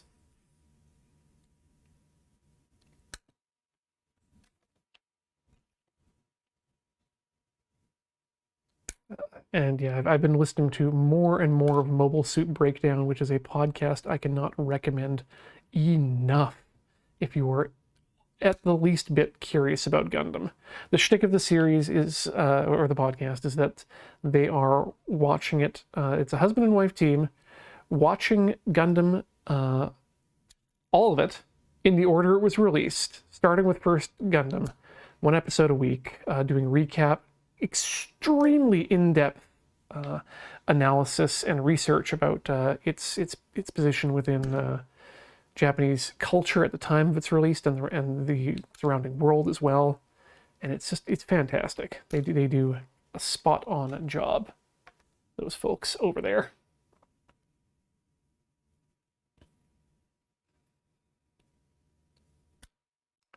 I'm glad to see there's at least a couple out there who know of it.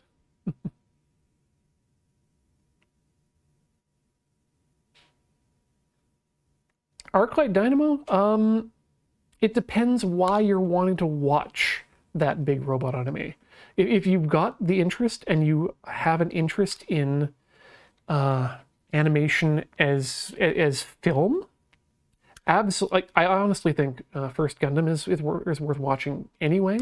But I also happen to love Gundam in general.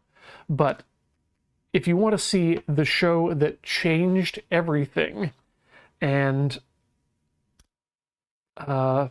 basically changed what anime is as well, First Gundam is that.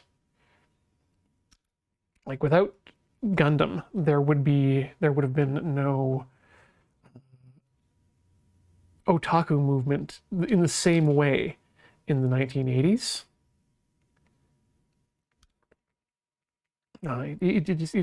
It really changed the way robot series looked and acted for years. Robotech's great. Robotech is amazing. Robotech is a game changer as well. But a lot of the people who worked on Robotech, specifically Macross, also worked on Gundam before that.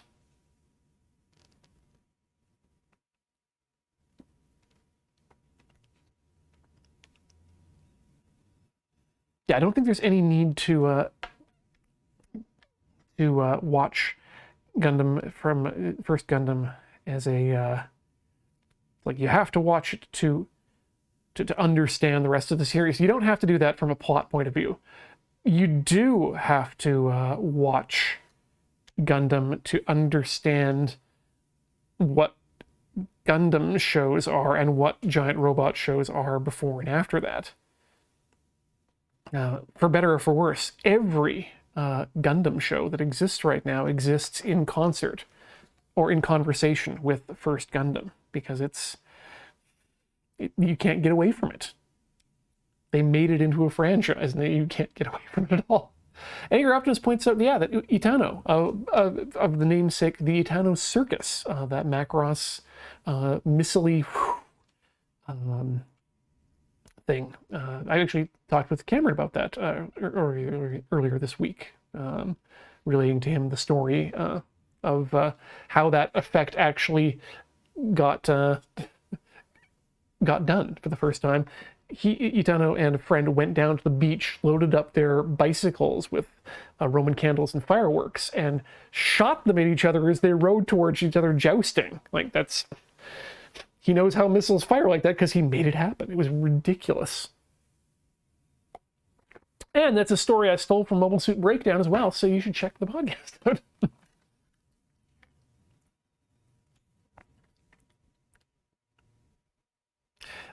Steinberg says, comparable to Cowboy Bebop affecting stuff after it? More so. Like, we wouldn't have Cowboy Bebop without without Gundam. Gundam changed the... before Gundam, robot shows were much more... This is why we say there's a difference between giant robot and real robot. Gundam became the real robot, where things seemed more realistic, and then the war was more about the unpleasantries rather than the glorification and the high adventure of things. The robots were kind of scaled down in power too, and it was less of a happy-go-lucky adventure, as I say, and less of a monster of the week type thing, until you start getting the toy companies wanting a robot of the week so they can sell more models. Where were we at there? Right, we need to make the big ones, the J2 3s and the J. Bring back your J's. Oh ho ho! We're about to finish some runners. I'm always excited for.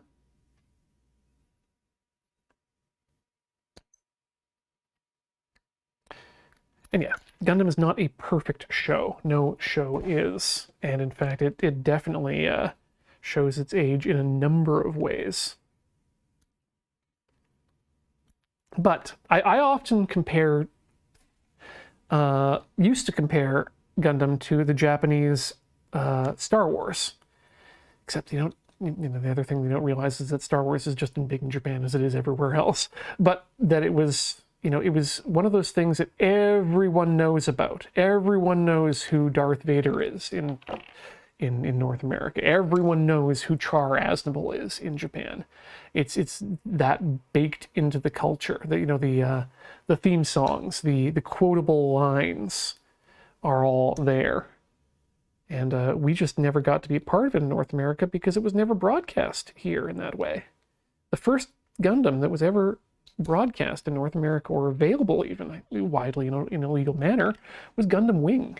And that tells you a lot about how the North American Gundam fandom approaches Gundam, and why shows like Gundam Wing and G Gundam are so popular. Mostly because they were just on TV and everyone got to see them at the same time and experience them in a in the way that you could talk to somebody, hey, sprue done, in the playground, at school the next day. It was a cultural thing. But that's like being introduced to Star Wars by watching like the Droids cartoon. It's a great show. It's its own thing. But can you imagine if the Droids cartoon was the only Star Wars that ever happened, or was even the first Star Wars that ever happened? Malthany, Gundam Wing is not my favorite. I don't like it. That's all there is. I don't have any disdain for it because, like what you like. It's just not something that I enjoy. The story that it's telling, the characters especially that it has, and the mobile suits. Not my cup of tea. But it's because it's such a touchstone for kids of the anime on TV generation, that it's inescapable here. It's not that big in Japan because it was just another one of the Gundam shows.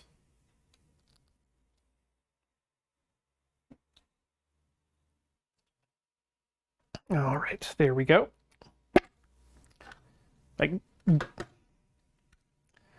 And in for a penny, and in for an pound. That is some... I mean, let's crack open a nice passion fruit, shall we? And have a look at all those thrusters inside.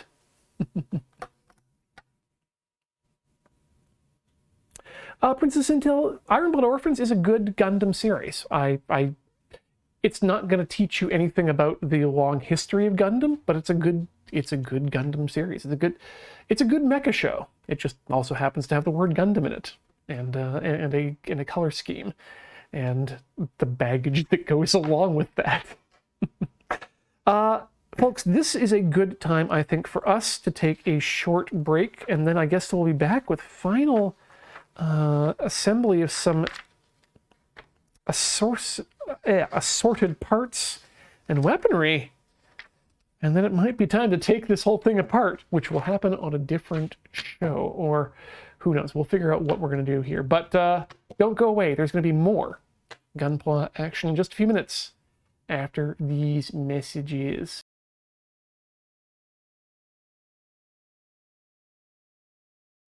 Hey folks, we're back with more of this here build of the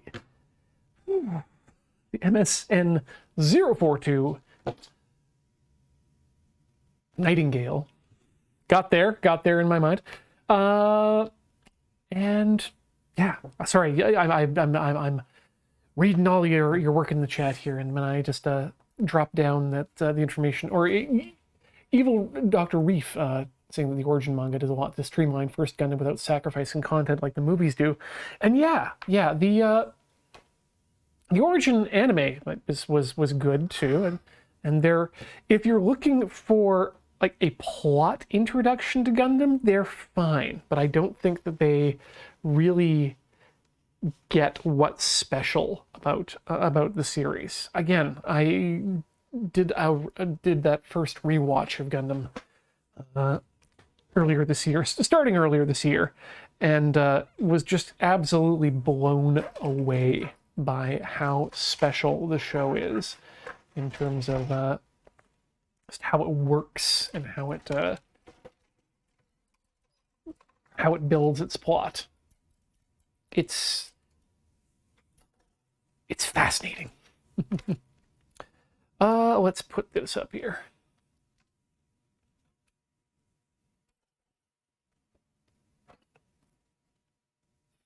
Angry Optimist puts it very well. Though First Gundam does look good at some spots, it feels like it was a turning point for anime in a way, and that's, I think, the thing I want to express the most. Sorry, I just guessed at what we were doing here. G7, 8, 9, and 6. Okay, well, let's do that. So let's start with 7. And get that in position, because I think we're going to need to do these right.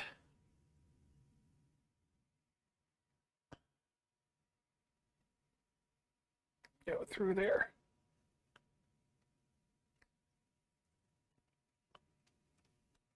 Yeah, I think it's all about, and this is something I've been very much coming around to, is the question of, why are you watching anime? Why are you watching Japanese cartoons? And are you watching it as entertainment or as film? Both are perfectly valid, because there's no right way to watch something, but there are different ways of watching things. Are you watching it as a foreign film, or are you expecting it to be accessible and localized for you in a way that you can digest without outside knowledge? Again, both perfectly valid ways of accessing media, but very different in how you'd approach things then. Let's go with 9 next.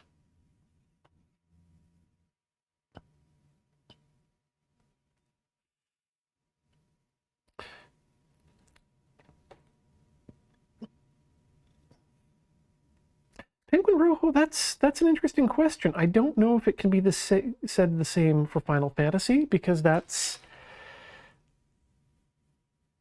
again, you know, maybe I'm not the right person to make that judgment, because I have never finished a Final Fantasy game, and while my first Final Fantasy was the first Final Fantasy, the only one I've ever actually liked portions of was that I played was Tactics. I did try to get into 7, and it never hooked me. So, and one would think that would be, given my age, and it being the prime game for me at the time. Never really hooked me.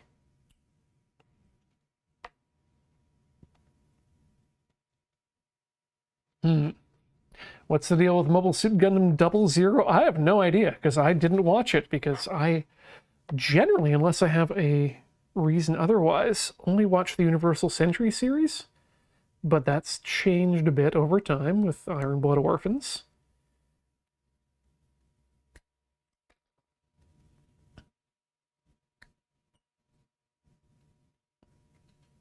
I mean, we can all agree it's no Gundam Seed.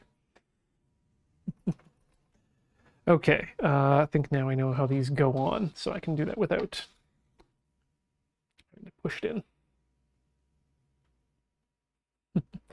Everyone loves G Gundam, and I couldn't.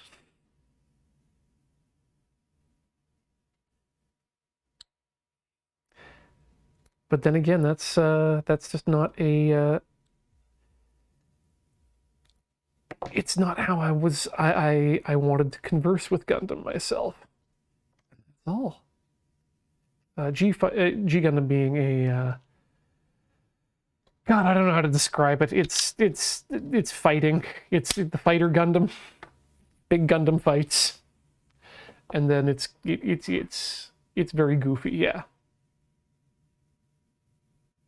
The world is at war, and we've decided that instead of holding actual wars, we're going to just have representatives of each country fight in a themed mobile suit as champions of their area. And therefore, it's a good excuse for us to do a casual racism against other cultures via their Gundams. I'm looking at you, Windmill Gundam.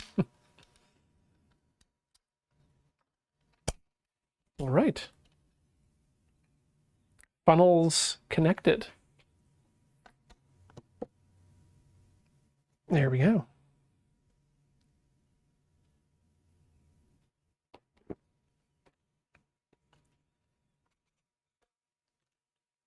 Another Gundam and Tequila Gundam are not great. Yeah. Yeah.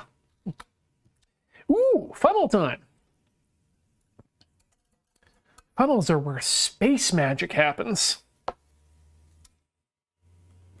And they do connect. So, ooh, these are parts that we're going to get to trim later for the metal conversion when we get there.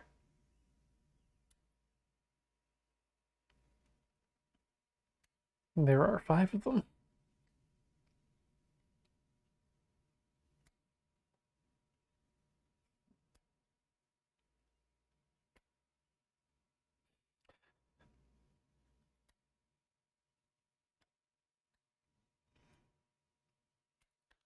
Yep, 1, 2, 3, 4, 5. I'm reading about these G Gundam. I'm guessing they're box sets with the pack-ins of the Shuffle Alliance crests and red headbands. That's kind of cool. Ooh, Duwani, you just finished building a Gundam F91. That's something I think I've seen back in... I know about F91. I'm sad about F91. But I'm also sad about Victory. And I'm pretty sure that I've seen F91 back in Anime Club back in 1998 or so. Or somewhere in that time frame. But, oof. It's absolutely one of those things I need to go back and rewatch now with more knowledge.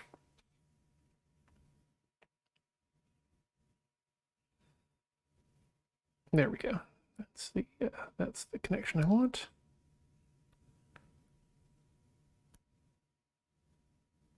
That said, I'm still working through Tomino's older work. I started off this journey to First Gundam by watching the Ideon, which boy, if you want a good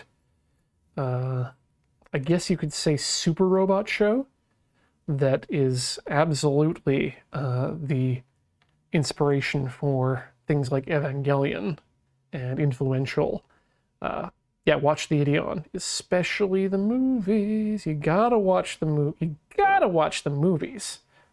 Then rolled right into Zabungle after that. I was asking people earlier, before I did this, if I should watch Zabungle first, and never got a good response, but Zabungle was fun, but far less emotionally impactful. And then rolled right into First Gundam, and I'm not going to do a Zeta rewatch just yet. Corey and I just finished watching the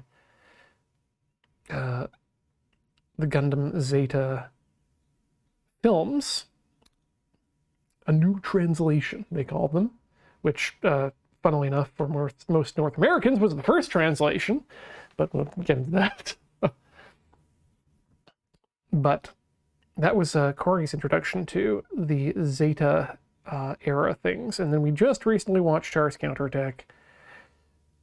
Her first time, my second time, and it was as incomprehensible as ever. I was really glad I'd read the novelization, or not read the mangaization of the novelization of the side story version. Made it make a lot more sense. Okay, let's put some funnels on the thing here. So now I'm looking to go into my next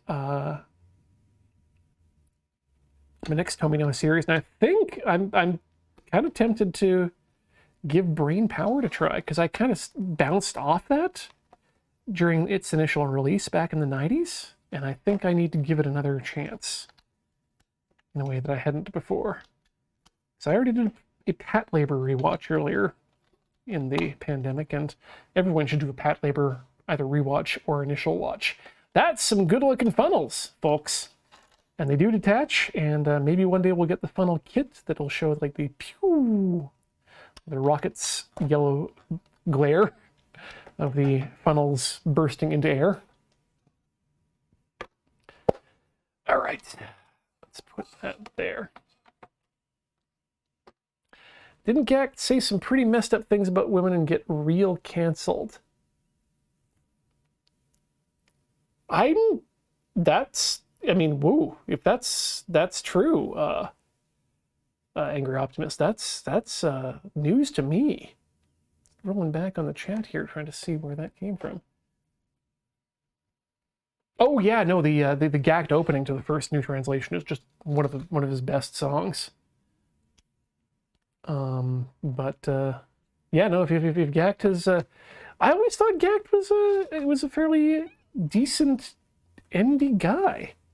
If untrue, please point me in the right direction, because yeep.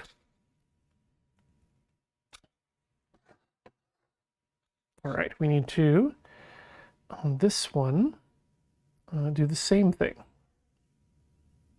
So 7 and 8, because these are just mirror images of each other, thank goodness. Let's do 7 first.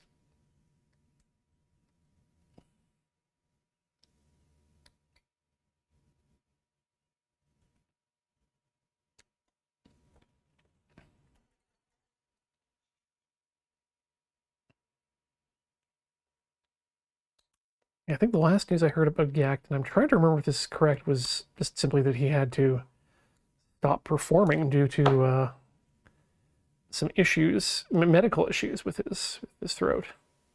He was basically retiring because of that, but oof, if he's decided to get political, by which I mean political.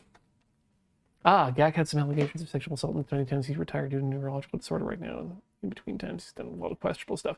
Okay, thank you, the Merricat. Well, that's Gact out of my Windmill Slam recommendation lists until I do some, not until I do some more research, period, and then I'm going to be doing some more research later. Thank you for filling me in on that.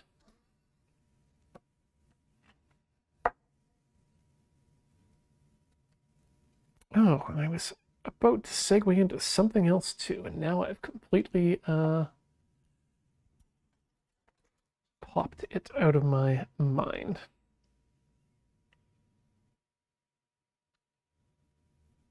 Okay, there we go. Nice, clean cuts.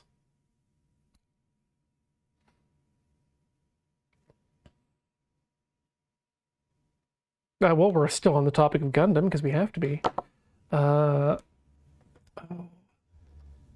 Horiyuki? I think it's Horiyuki Sawano. Just released a new album full of Gundam covers. And it's a really good cover album, actually. Very jazzy this time around. And so I suggest checking into that. Yes, that was it. Yes, when people, I was going to refer to people getting political, and then I remembered that I was going to say our good friend, but he's not my good friend. But known animator of the human form, Ken Akamatsu, known for Love Hina, that Harry Potter ripoff anime, Negima, that was the one, yes. What if Harry Potter but harem? He's running for office in Japan, like public office. And he's got his office for public office up in Tokyo right now, if you want to go visit him.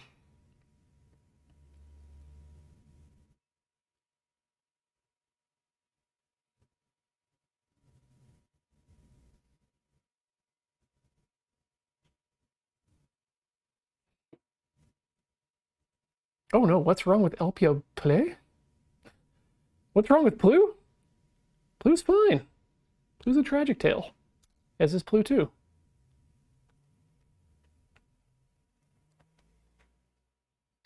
Love me the tragic tale of the cyber new types.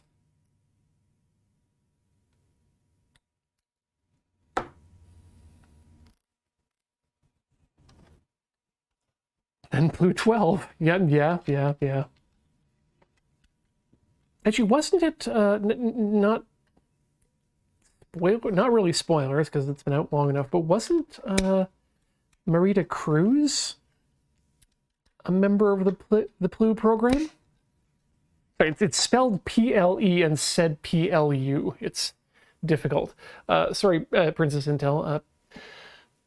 Plu, or Ple, was a cyber new type character from Gundam Double Zeta, part of a clone program to create artificial new types. They are tragic in an unpleasant way.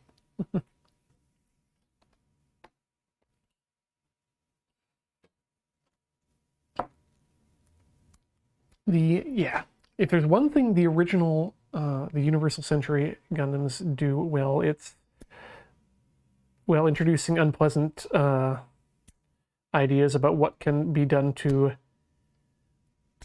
human beings during wartime. Not in terms of torture and such, just future war demands future sorrows. Oh, yes. Thank you, Angry Optimist. Absolutely do not, well, I mean, yeah, not do not, but trigger warnings abound for just about anything in Universal Century Gundam, but specifically in this case, Marita Cruz from one of the characters of Gundam Unicorn.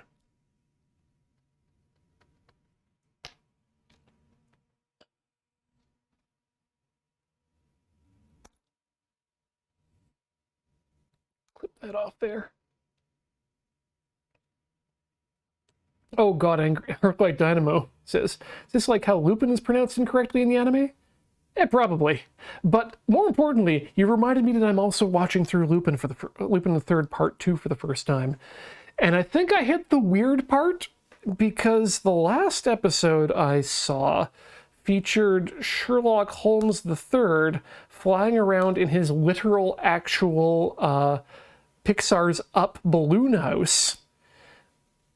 I forget what he was trying to do with Lupin, but that's neither here nor there, because the episode after that involved Lupin forming a con, teaming up with Zenigata to do a con where he had to weekend Bernie's Zenigata through a funeral in Paris with Interpol so that they could root out a corrupt Interpol officer who was trying to rise up the ranks. Lupin's great through the mid part.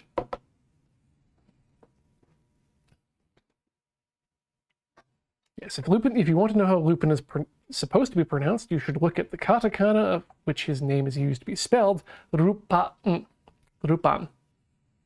And sometimes it's done correctly, and other people like me able to say Lupin.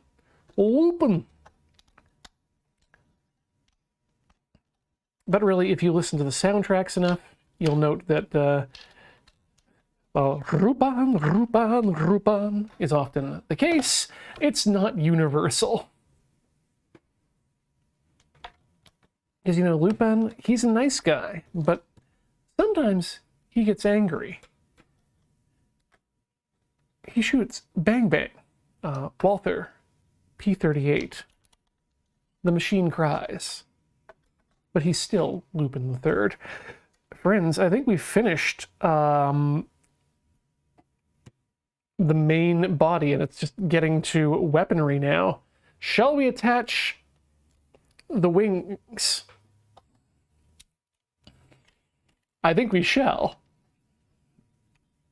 Here we go.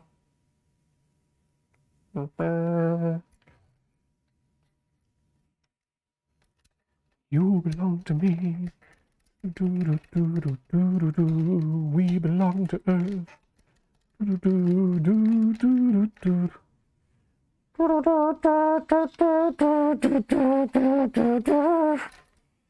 Good Lord, this thing. Bendy. Ah! We've disconnected a hip armor piece. Get back on there. Good. This is too much. Too much Gundam. Hold on. Let me swap camera lenses here. Wide angle camera, please. Thank you. Let's have a look at this absolute monster of a mechanical device. This is imposing, is it not? But we still have more to do. But let's take a moment to enjoy our large mechanical son. Can I put it on my shoulder? Yep, that's the size of a small bird. Actually, that's the size of a medium bird, to be honest. We're looking at least, I want to say Amazonian parrot. Definitely bigger than a chattering lorikeet, that's for sure. There is no wait on this bird. All right, let's flop the page and take care of some weaponry here, because we do still need weapon, right? Right, weapon. Kind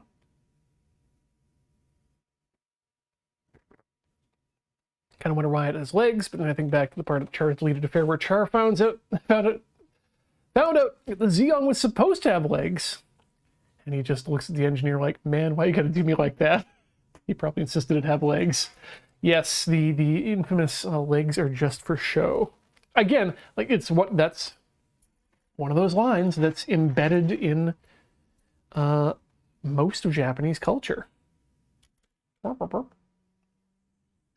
Nope, we did not finish that. There's still a few pieces there. Okay. We're going to start with the gun. I-18 and I-2. Let's bring back the zooming in. The zoom in. Telephoto camera. Oop, there we go.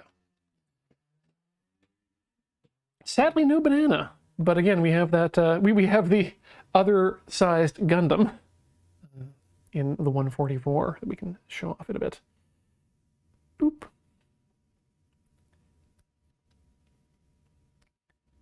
Done some experiments in actually de-seaming some weapons with the Dendrobium model as well. So I'm looking forward to doing the same on this one.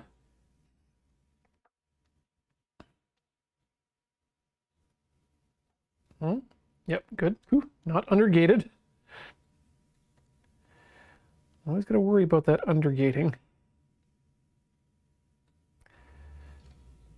I probably could have taken that out in a better manner, but we just did it straight. So now we got to clean up.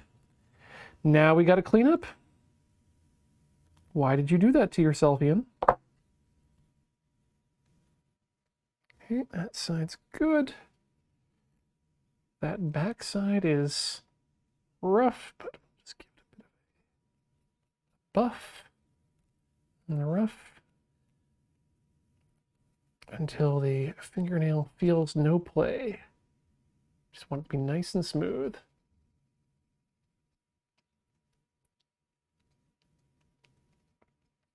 Oh, Raincoast Bear. No, I get you there. If you're a if you're a regular to this channel, you'll know that I recently built myself a spray booth for use indoors. So this is actually, I made the decision partway through the build that, yeah, this is going to be a painted model for me as well. But this is absolutely the test fit portion.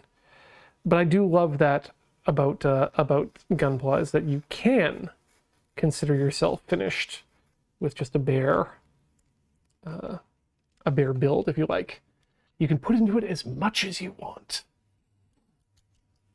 All right, looking at here, these just go together like this. We're gonna push them together a bit, but not all the way, because I want to be able to get to. You know what? Have it. We can get. I can pull that apart using the spudger later. It's pretty safe.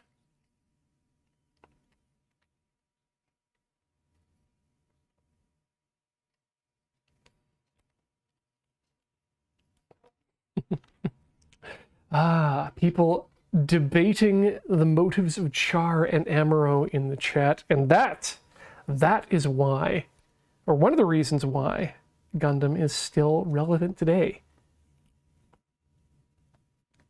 It doesn't give you all the answers. It doesn't give you all the internal dialogue of the characters. It allows space for discussion and analyzation.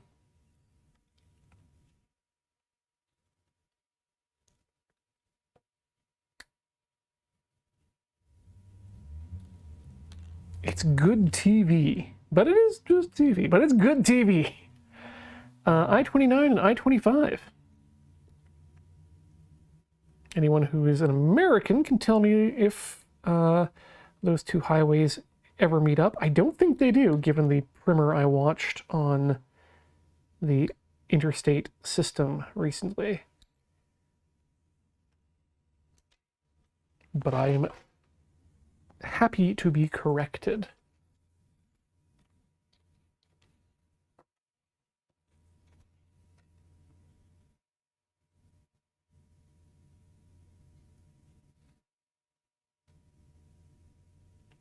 Flip that there.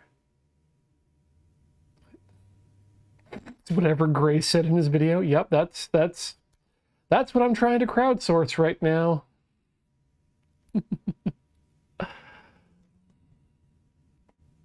Can I show the gun in size in relation to the wings? Well, let's get the gun finished here, and then absolutely we'll show it off in reference to the wings. Actually, you know what? We'll also show it off in another size comparison that I think will be fun. And this one, too. Beautiful hose on this, too. This is going to be a fun piece to work with.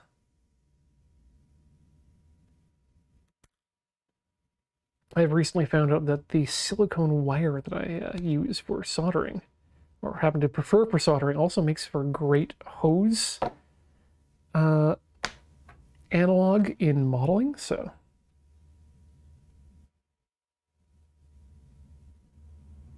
kind of excited for that.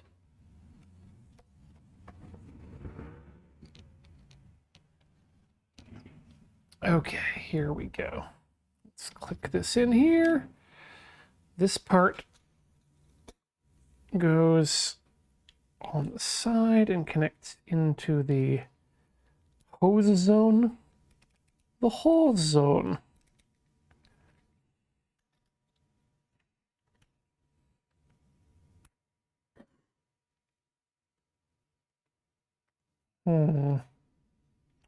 Need to clean that up later. Not sure what happened there. Not happy about it, but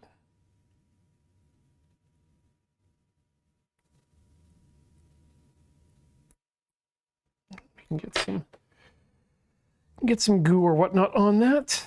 That just connects to the end here like this. And then this connects to the front of the hose zone. There we go.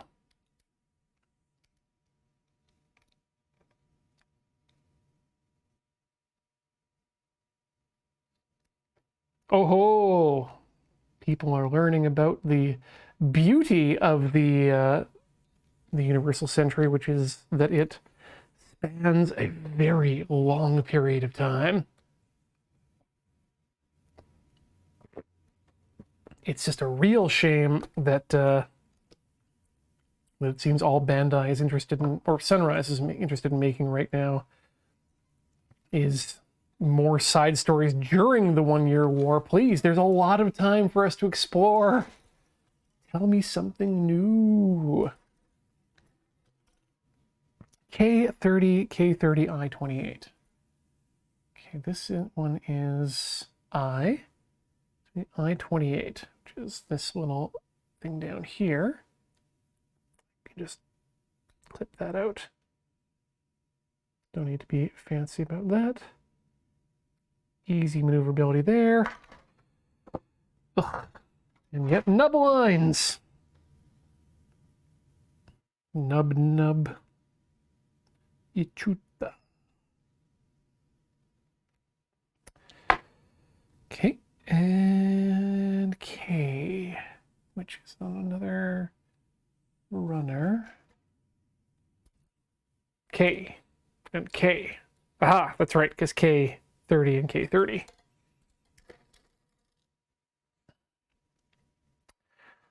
Oh, we can probably knock that out right off the sprue too, because that's... And yep. No, you don't belong in there. And is that a finished sprue? This looks like it's finished. This one still has the extra nozzle, but I think that's just an extra. I think we're fine there.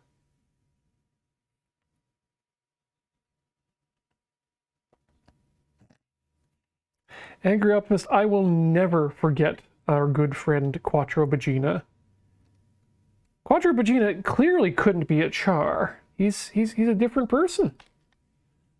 No one knows what happened to Char after the 1 Year War. He just disappeared.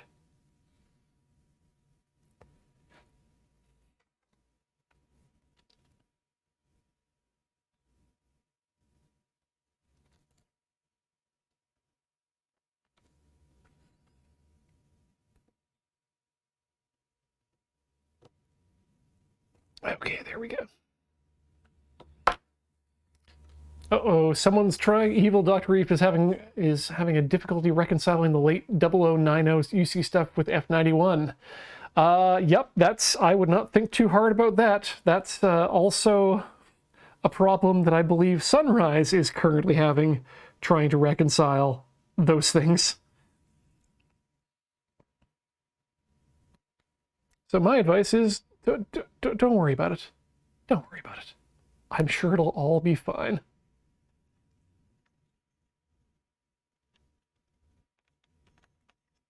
Yeah. Actually, you know what? This is my new advice for people watching Gundam for the first time. If you are interested in Gundam and you are interested in the Universal Century specifically, you want to know what this like capital G Gundam is all about, watch first Gundam, the original series from 1978 or 9. I can't remember off the top of my head now why. But do that, and at the same time go back and listen to 1979. Yes, of course it is, because it's 0079. And in tandem, listen to Gundam Mobile Suit Breakdown, because that way you'll be getting the best exposure to the series. This is the gun of our friend here, and as you can see, it have bipod for bipedal action. Gun M bring in hand. Gun M go in hand. Gun reasonable size, right? Gun not certainly the length of an entire... God, this is hard to put in. An entire wing. No problem there. No problem with Gun. Gun also at 1 to 1/44th scale. What happened if we give Gun to other Gundam from same time period? Guns seem much larger by comparison than Gun that is state-of-the-art in 0086. By the time 3 years happen, Gun get much bigger. Gun good. Gun very good.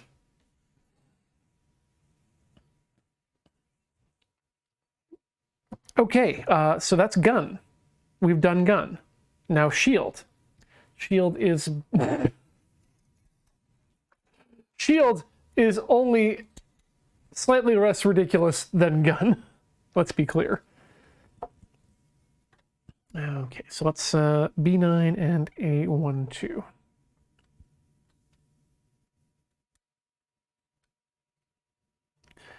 So I think we might actually finish the, as I said, pre-assembly portion here today. Means I'm going to have to make some decisions about what parts to continue showing on stream, etc. A12, that I believe is you.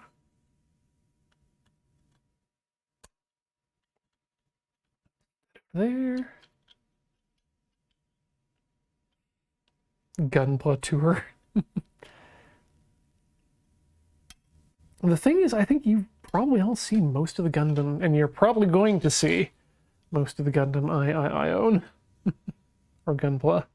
What I do own that's not Gunpla, but is Gundam related, is the Gundam Fix Figurations, which was a series of basically pre-painted Gunplas, but made out of sort of more of a resin type, or soft vinyl rather, is what they are. And they look real pretty, and they are about that, around the 144 scale, but I've got the Zeta of that and the Dendrobium of that, because I was pretty sure I was never going to be able to get the perfect grade Dendrobium. This is also, by the way, to say that I do not have the perfect grade Dendrobium, but if anyone is feeling generous, feel free to get in touch with me. And if you've actually found a perfect grade Dendrobium, which I understand are getting rarer and rarer. Okay, that looks good. Let's get this other side out here. Oh, right, these are undergated for maximum annoyance. But also maximum beauty. Woo! That fired that directly to my face. Rotary sorter, yes, panel lining is in the future of this kit, but before we get to that stage, we have to paint the kit. And then maybe do some shading. I'm not sure which comes first.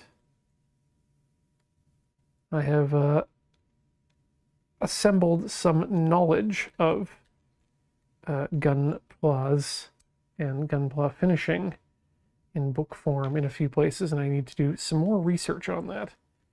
But needless to say, yes, the Gundam will continue. And there we go. Biggest Dendrobium is still only HG and 144. Good lord. Okay, Nigoki, then I guess it is the HG Dendrobium. And yes, Duani, I believe it was multiple hundreds of dollars when it was new back in the 90s.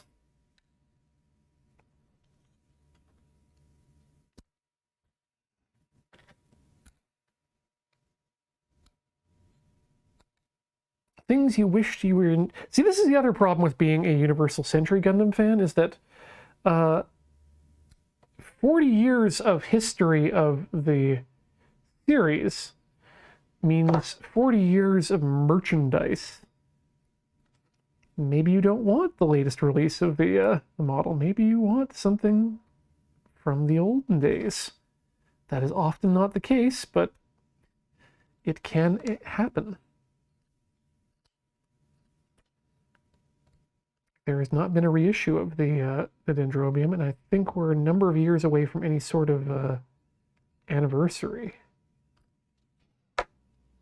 So,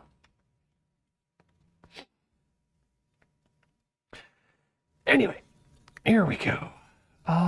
Let's push that onto there, because that's just how it goes.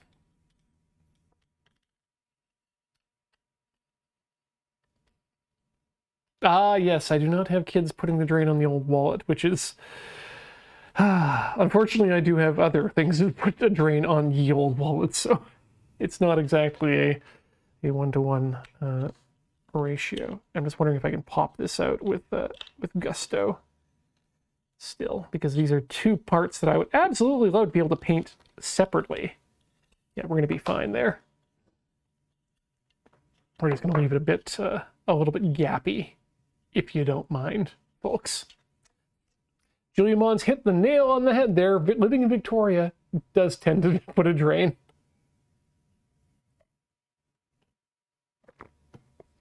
Oh God, Nigoki. 20 years. Originally March 2002. I remember seeing these on the floor of the Edmonton, Alberta Animathon dealer's room, and just thinking to myself, how can anyone pay that much for a model kit? And if I could go back in time and vigorously shake the shoulders of myself, you buy that and you bury that in the ground, out in the desert where no one else knows where it is. Here's a GPS receiver from the future. It's extremely tiny. Bury that as well, because no one else can find it. It will work because GPS is a very old standard. The Neo Xeon 1-to-144 is almost $1,000. Yow. Right. We're still working on the shield. H4. Clip that there. Clip that there.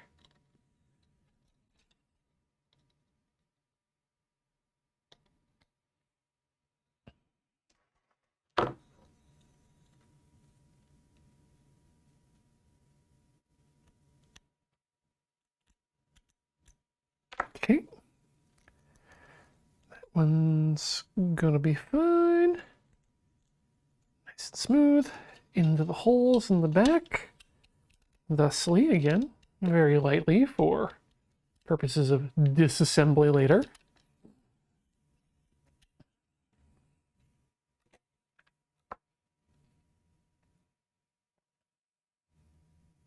Oof. $3,000 per month in New York City seems rather unpleasant.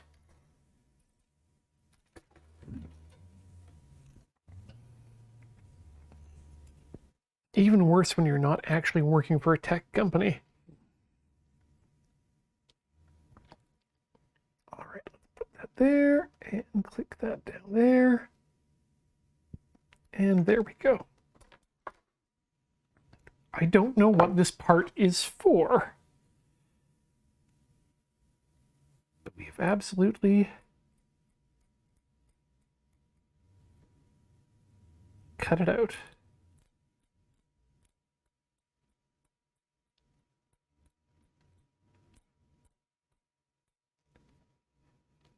Oh, very nice. It's good.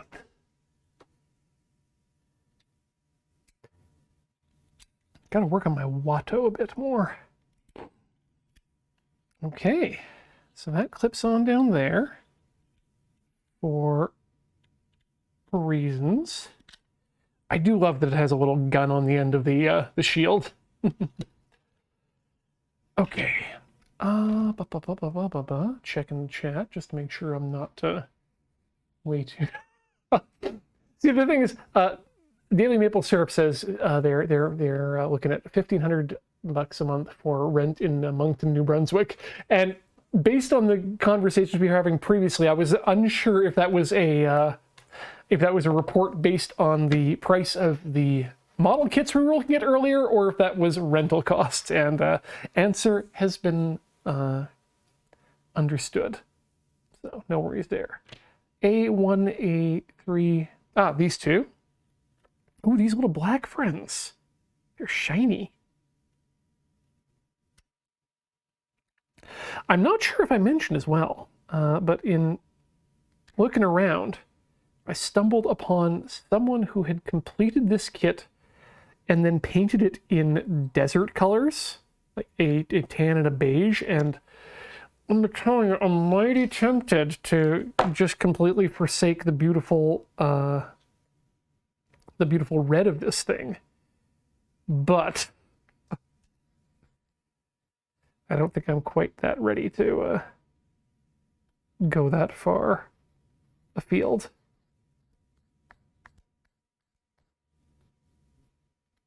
No. There we go. It feels better. It's one.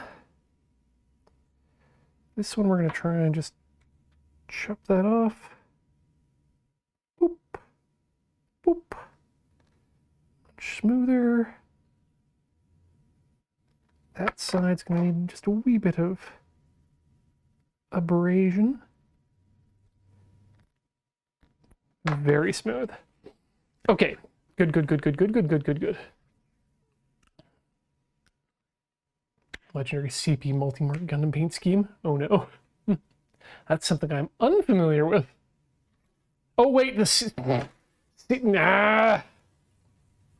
Yes, the CP multi-mark, which was kind of what I was going for as a test arclight on this, the Canadian Pacific orange, black, and possibly red. Missed the red on the hammerhead. Unfortunately. B7 is this runner. We are, oh, look at this. This is not quite the end of this runner, but we do need B8 too, so this is the end of this runner. Wow. I lied to you mid-sentence.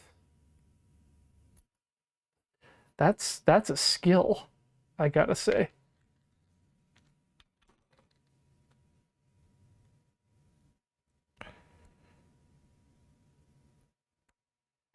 This one too is undergated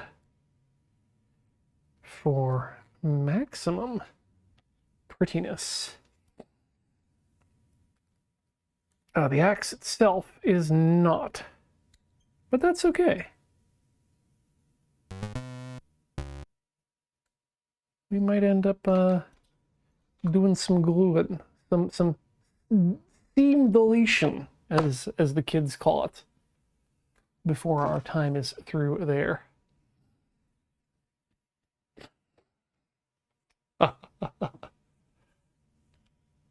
Oh yeah, no, this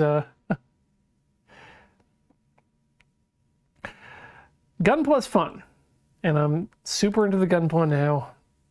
If somehow we start doing a loading ready run Warhammer 40k league, I'm just gonna put it out there that the Tau Kill Team set is currently just kind of hanging out in my tabs browser in my local game store, because I like the aesthetics of those boys. All right, Axe. And yes, Hameth, I would absolutely love to mash up some Tau shit with some Gunpla. That's a good axe position right there. That is definitely. Wait, there it goes. There it is. It goes down lower. Nice. Compact. Excuse me. Ugh. All right.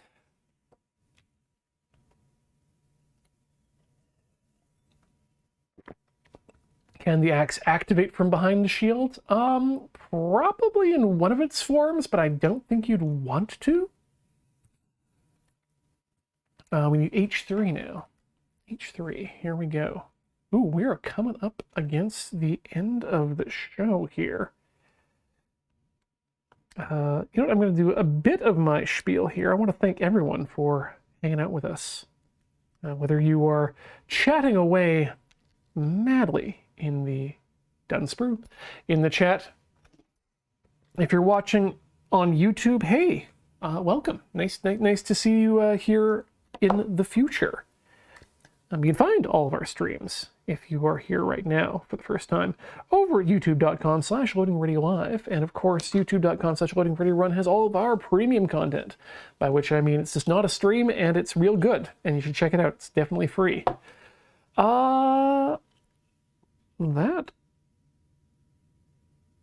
Okay, so this goes into the arm. I think I see how this works. Let's bring it over here and attach it to the left arm because we are right-handed.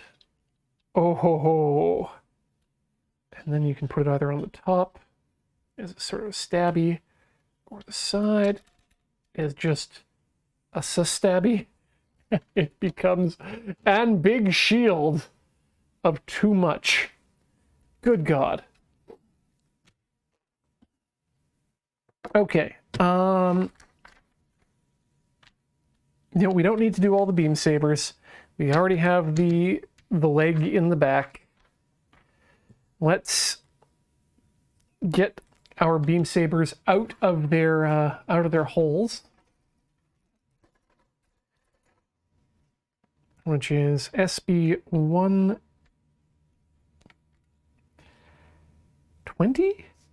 G20, and G19. Those appear to be exactly the same, so that's good. And then we can attach these to the sub-arm housing sections.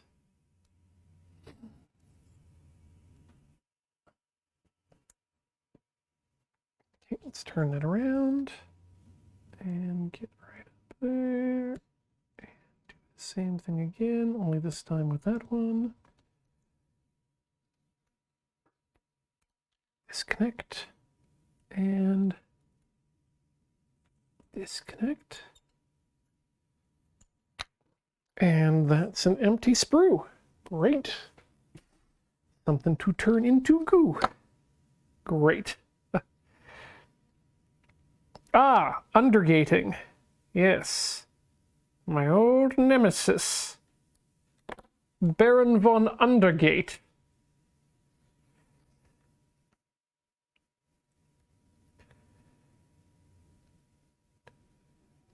Nice and clean. And as we always say, no caffeine. Oops, that's the nasty side.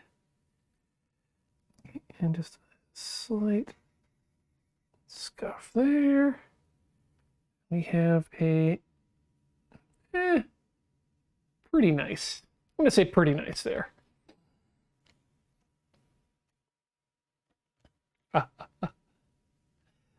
Yes.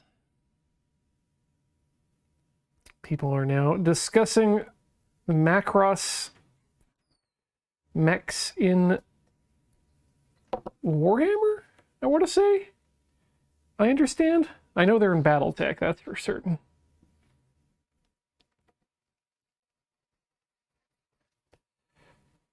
All right, that's 2. Let's just stick those in where they need to go right now, which is to say,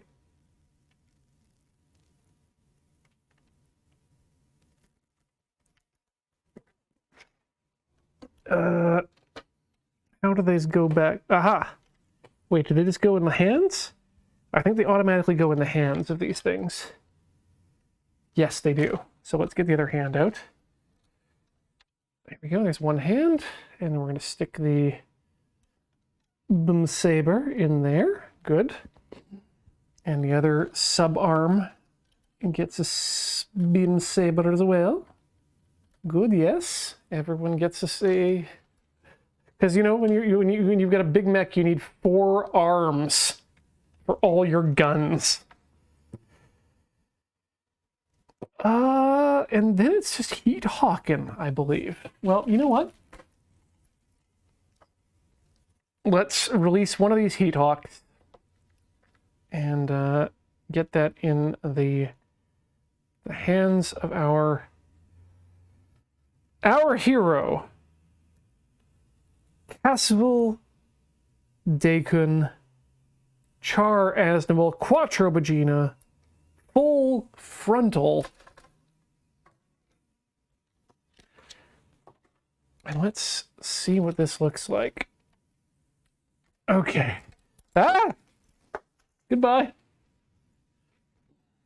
Knocked its head clean off. Does that mean I'm a new type?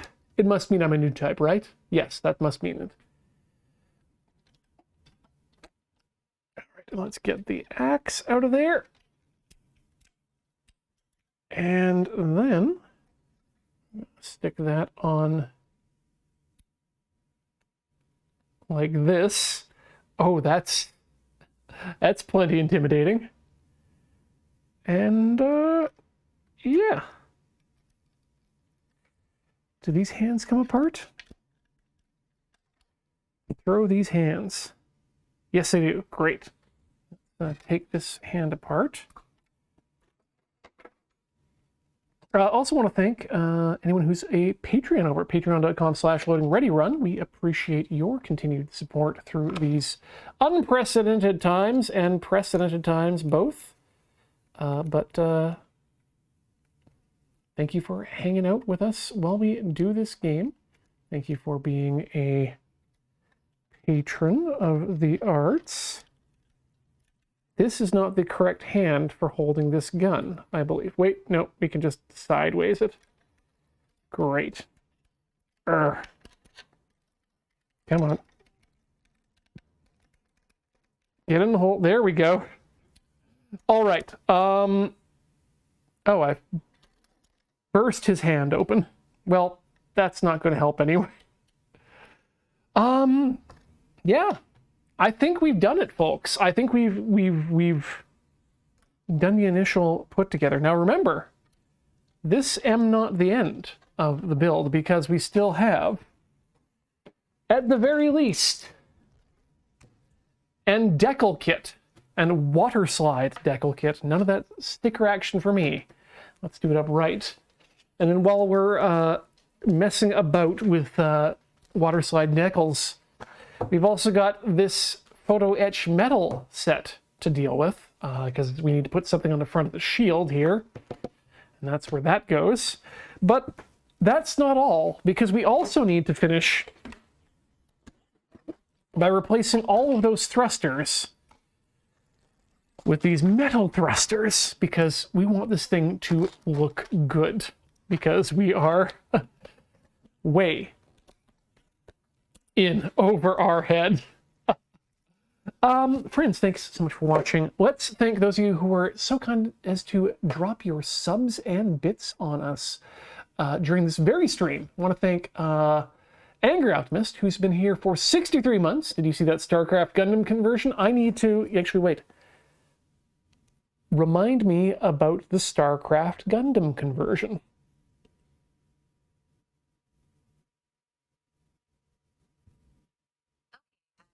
Added. Great, we got that.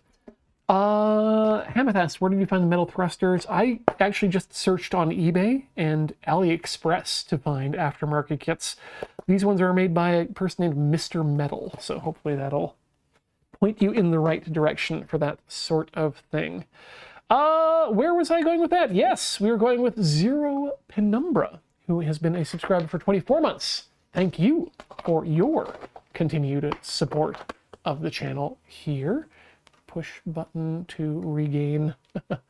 Saber Pilot for 27 months of subscription. Yay for Gundam. Looking forward to finding out what the heck this Witch series is. Me too. Let's all watch together. Simic Yeti coming in with 37 months of subscription. Thank you, Simic Yeti. A Parked Car has subscribed for 58 months. The white zone is for loading and unloading only, but thank you for your continued support.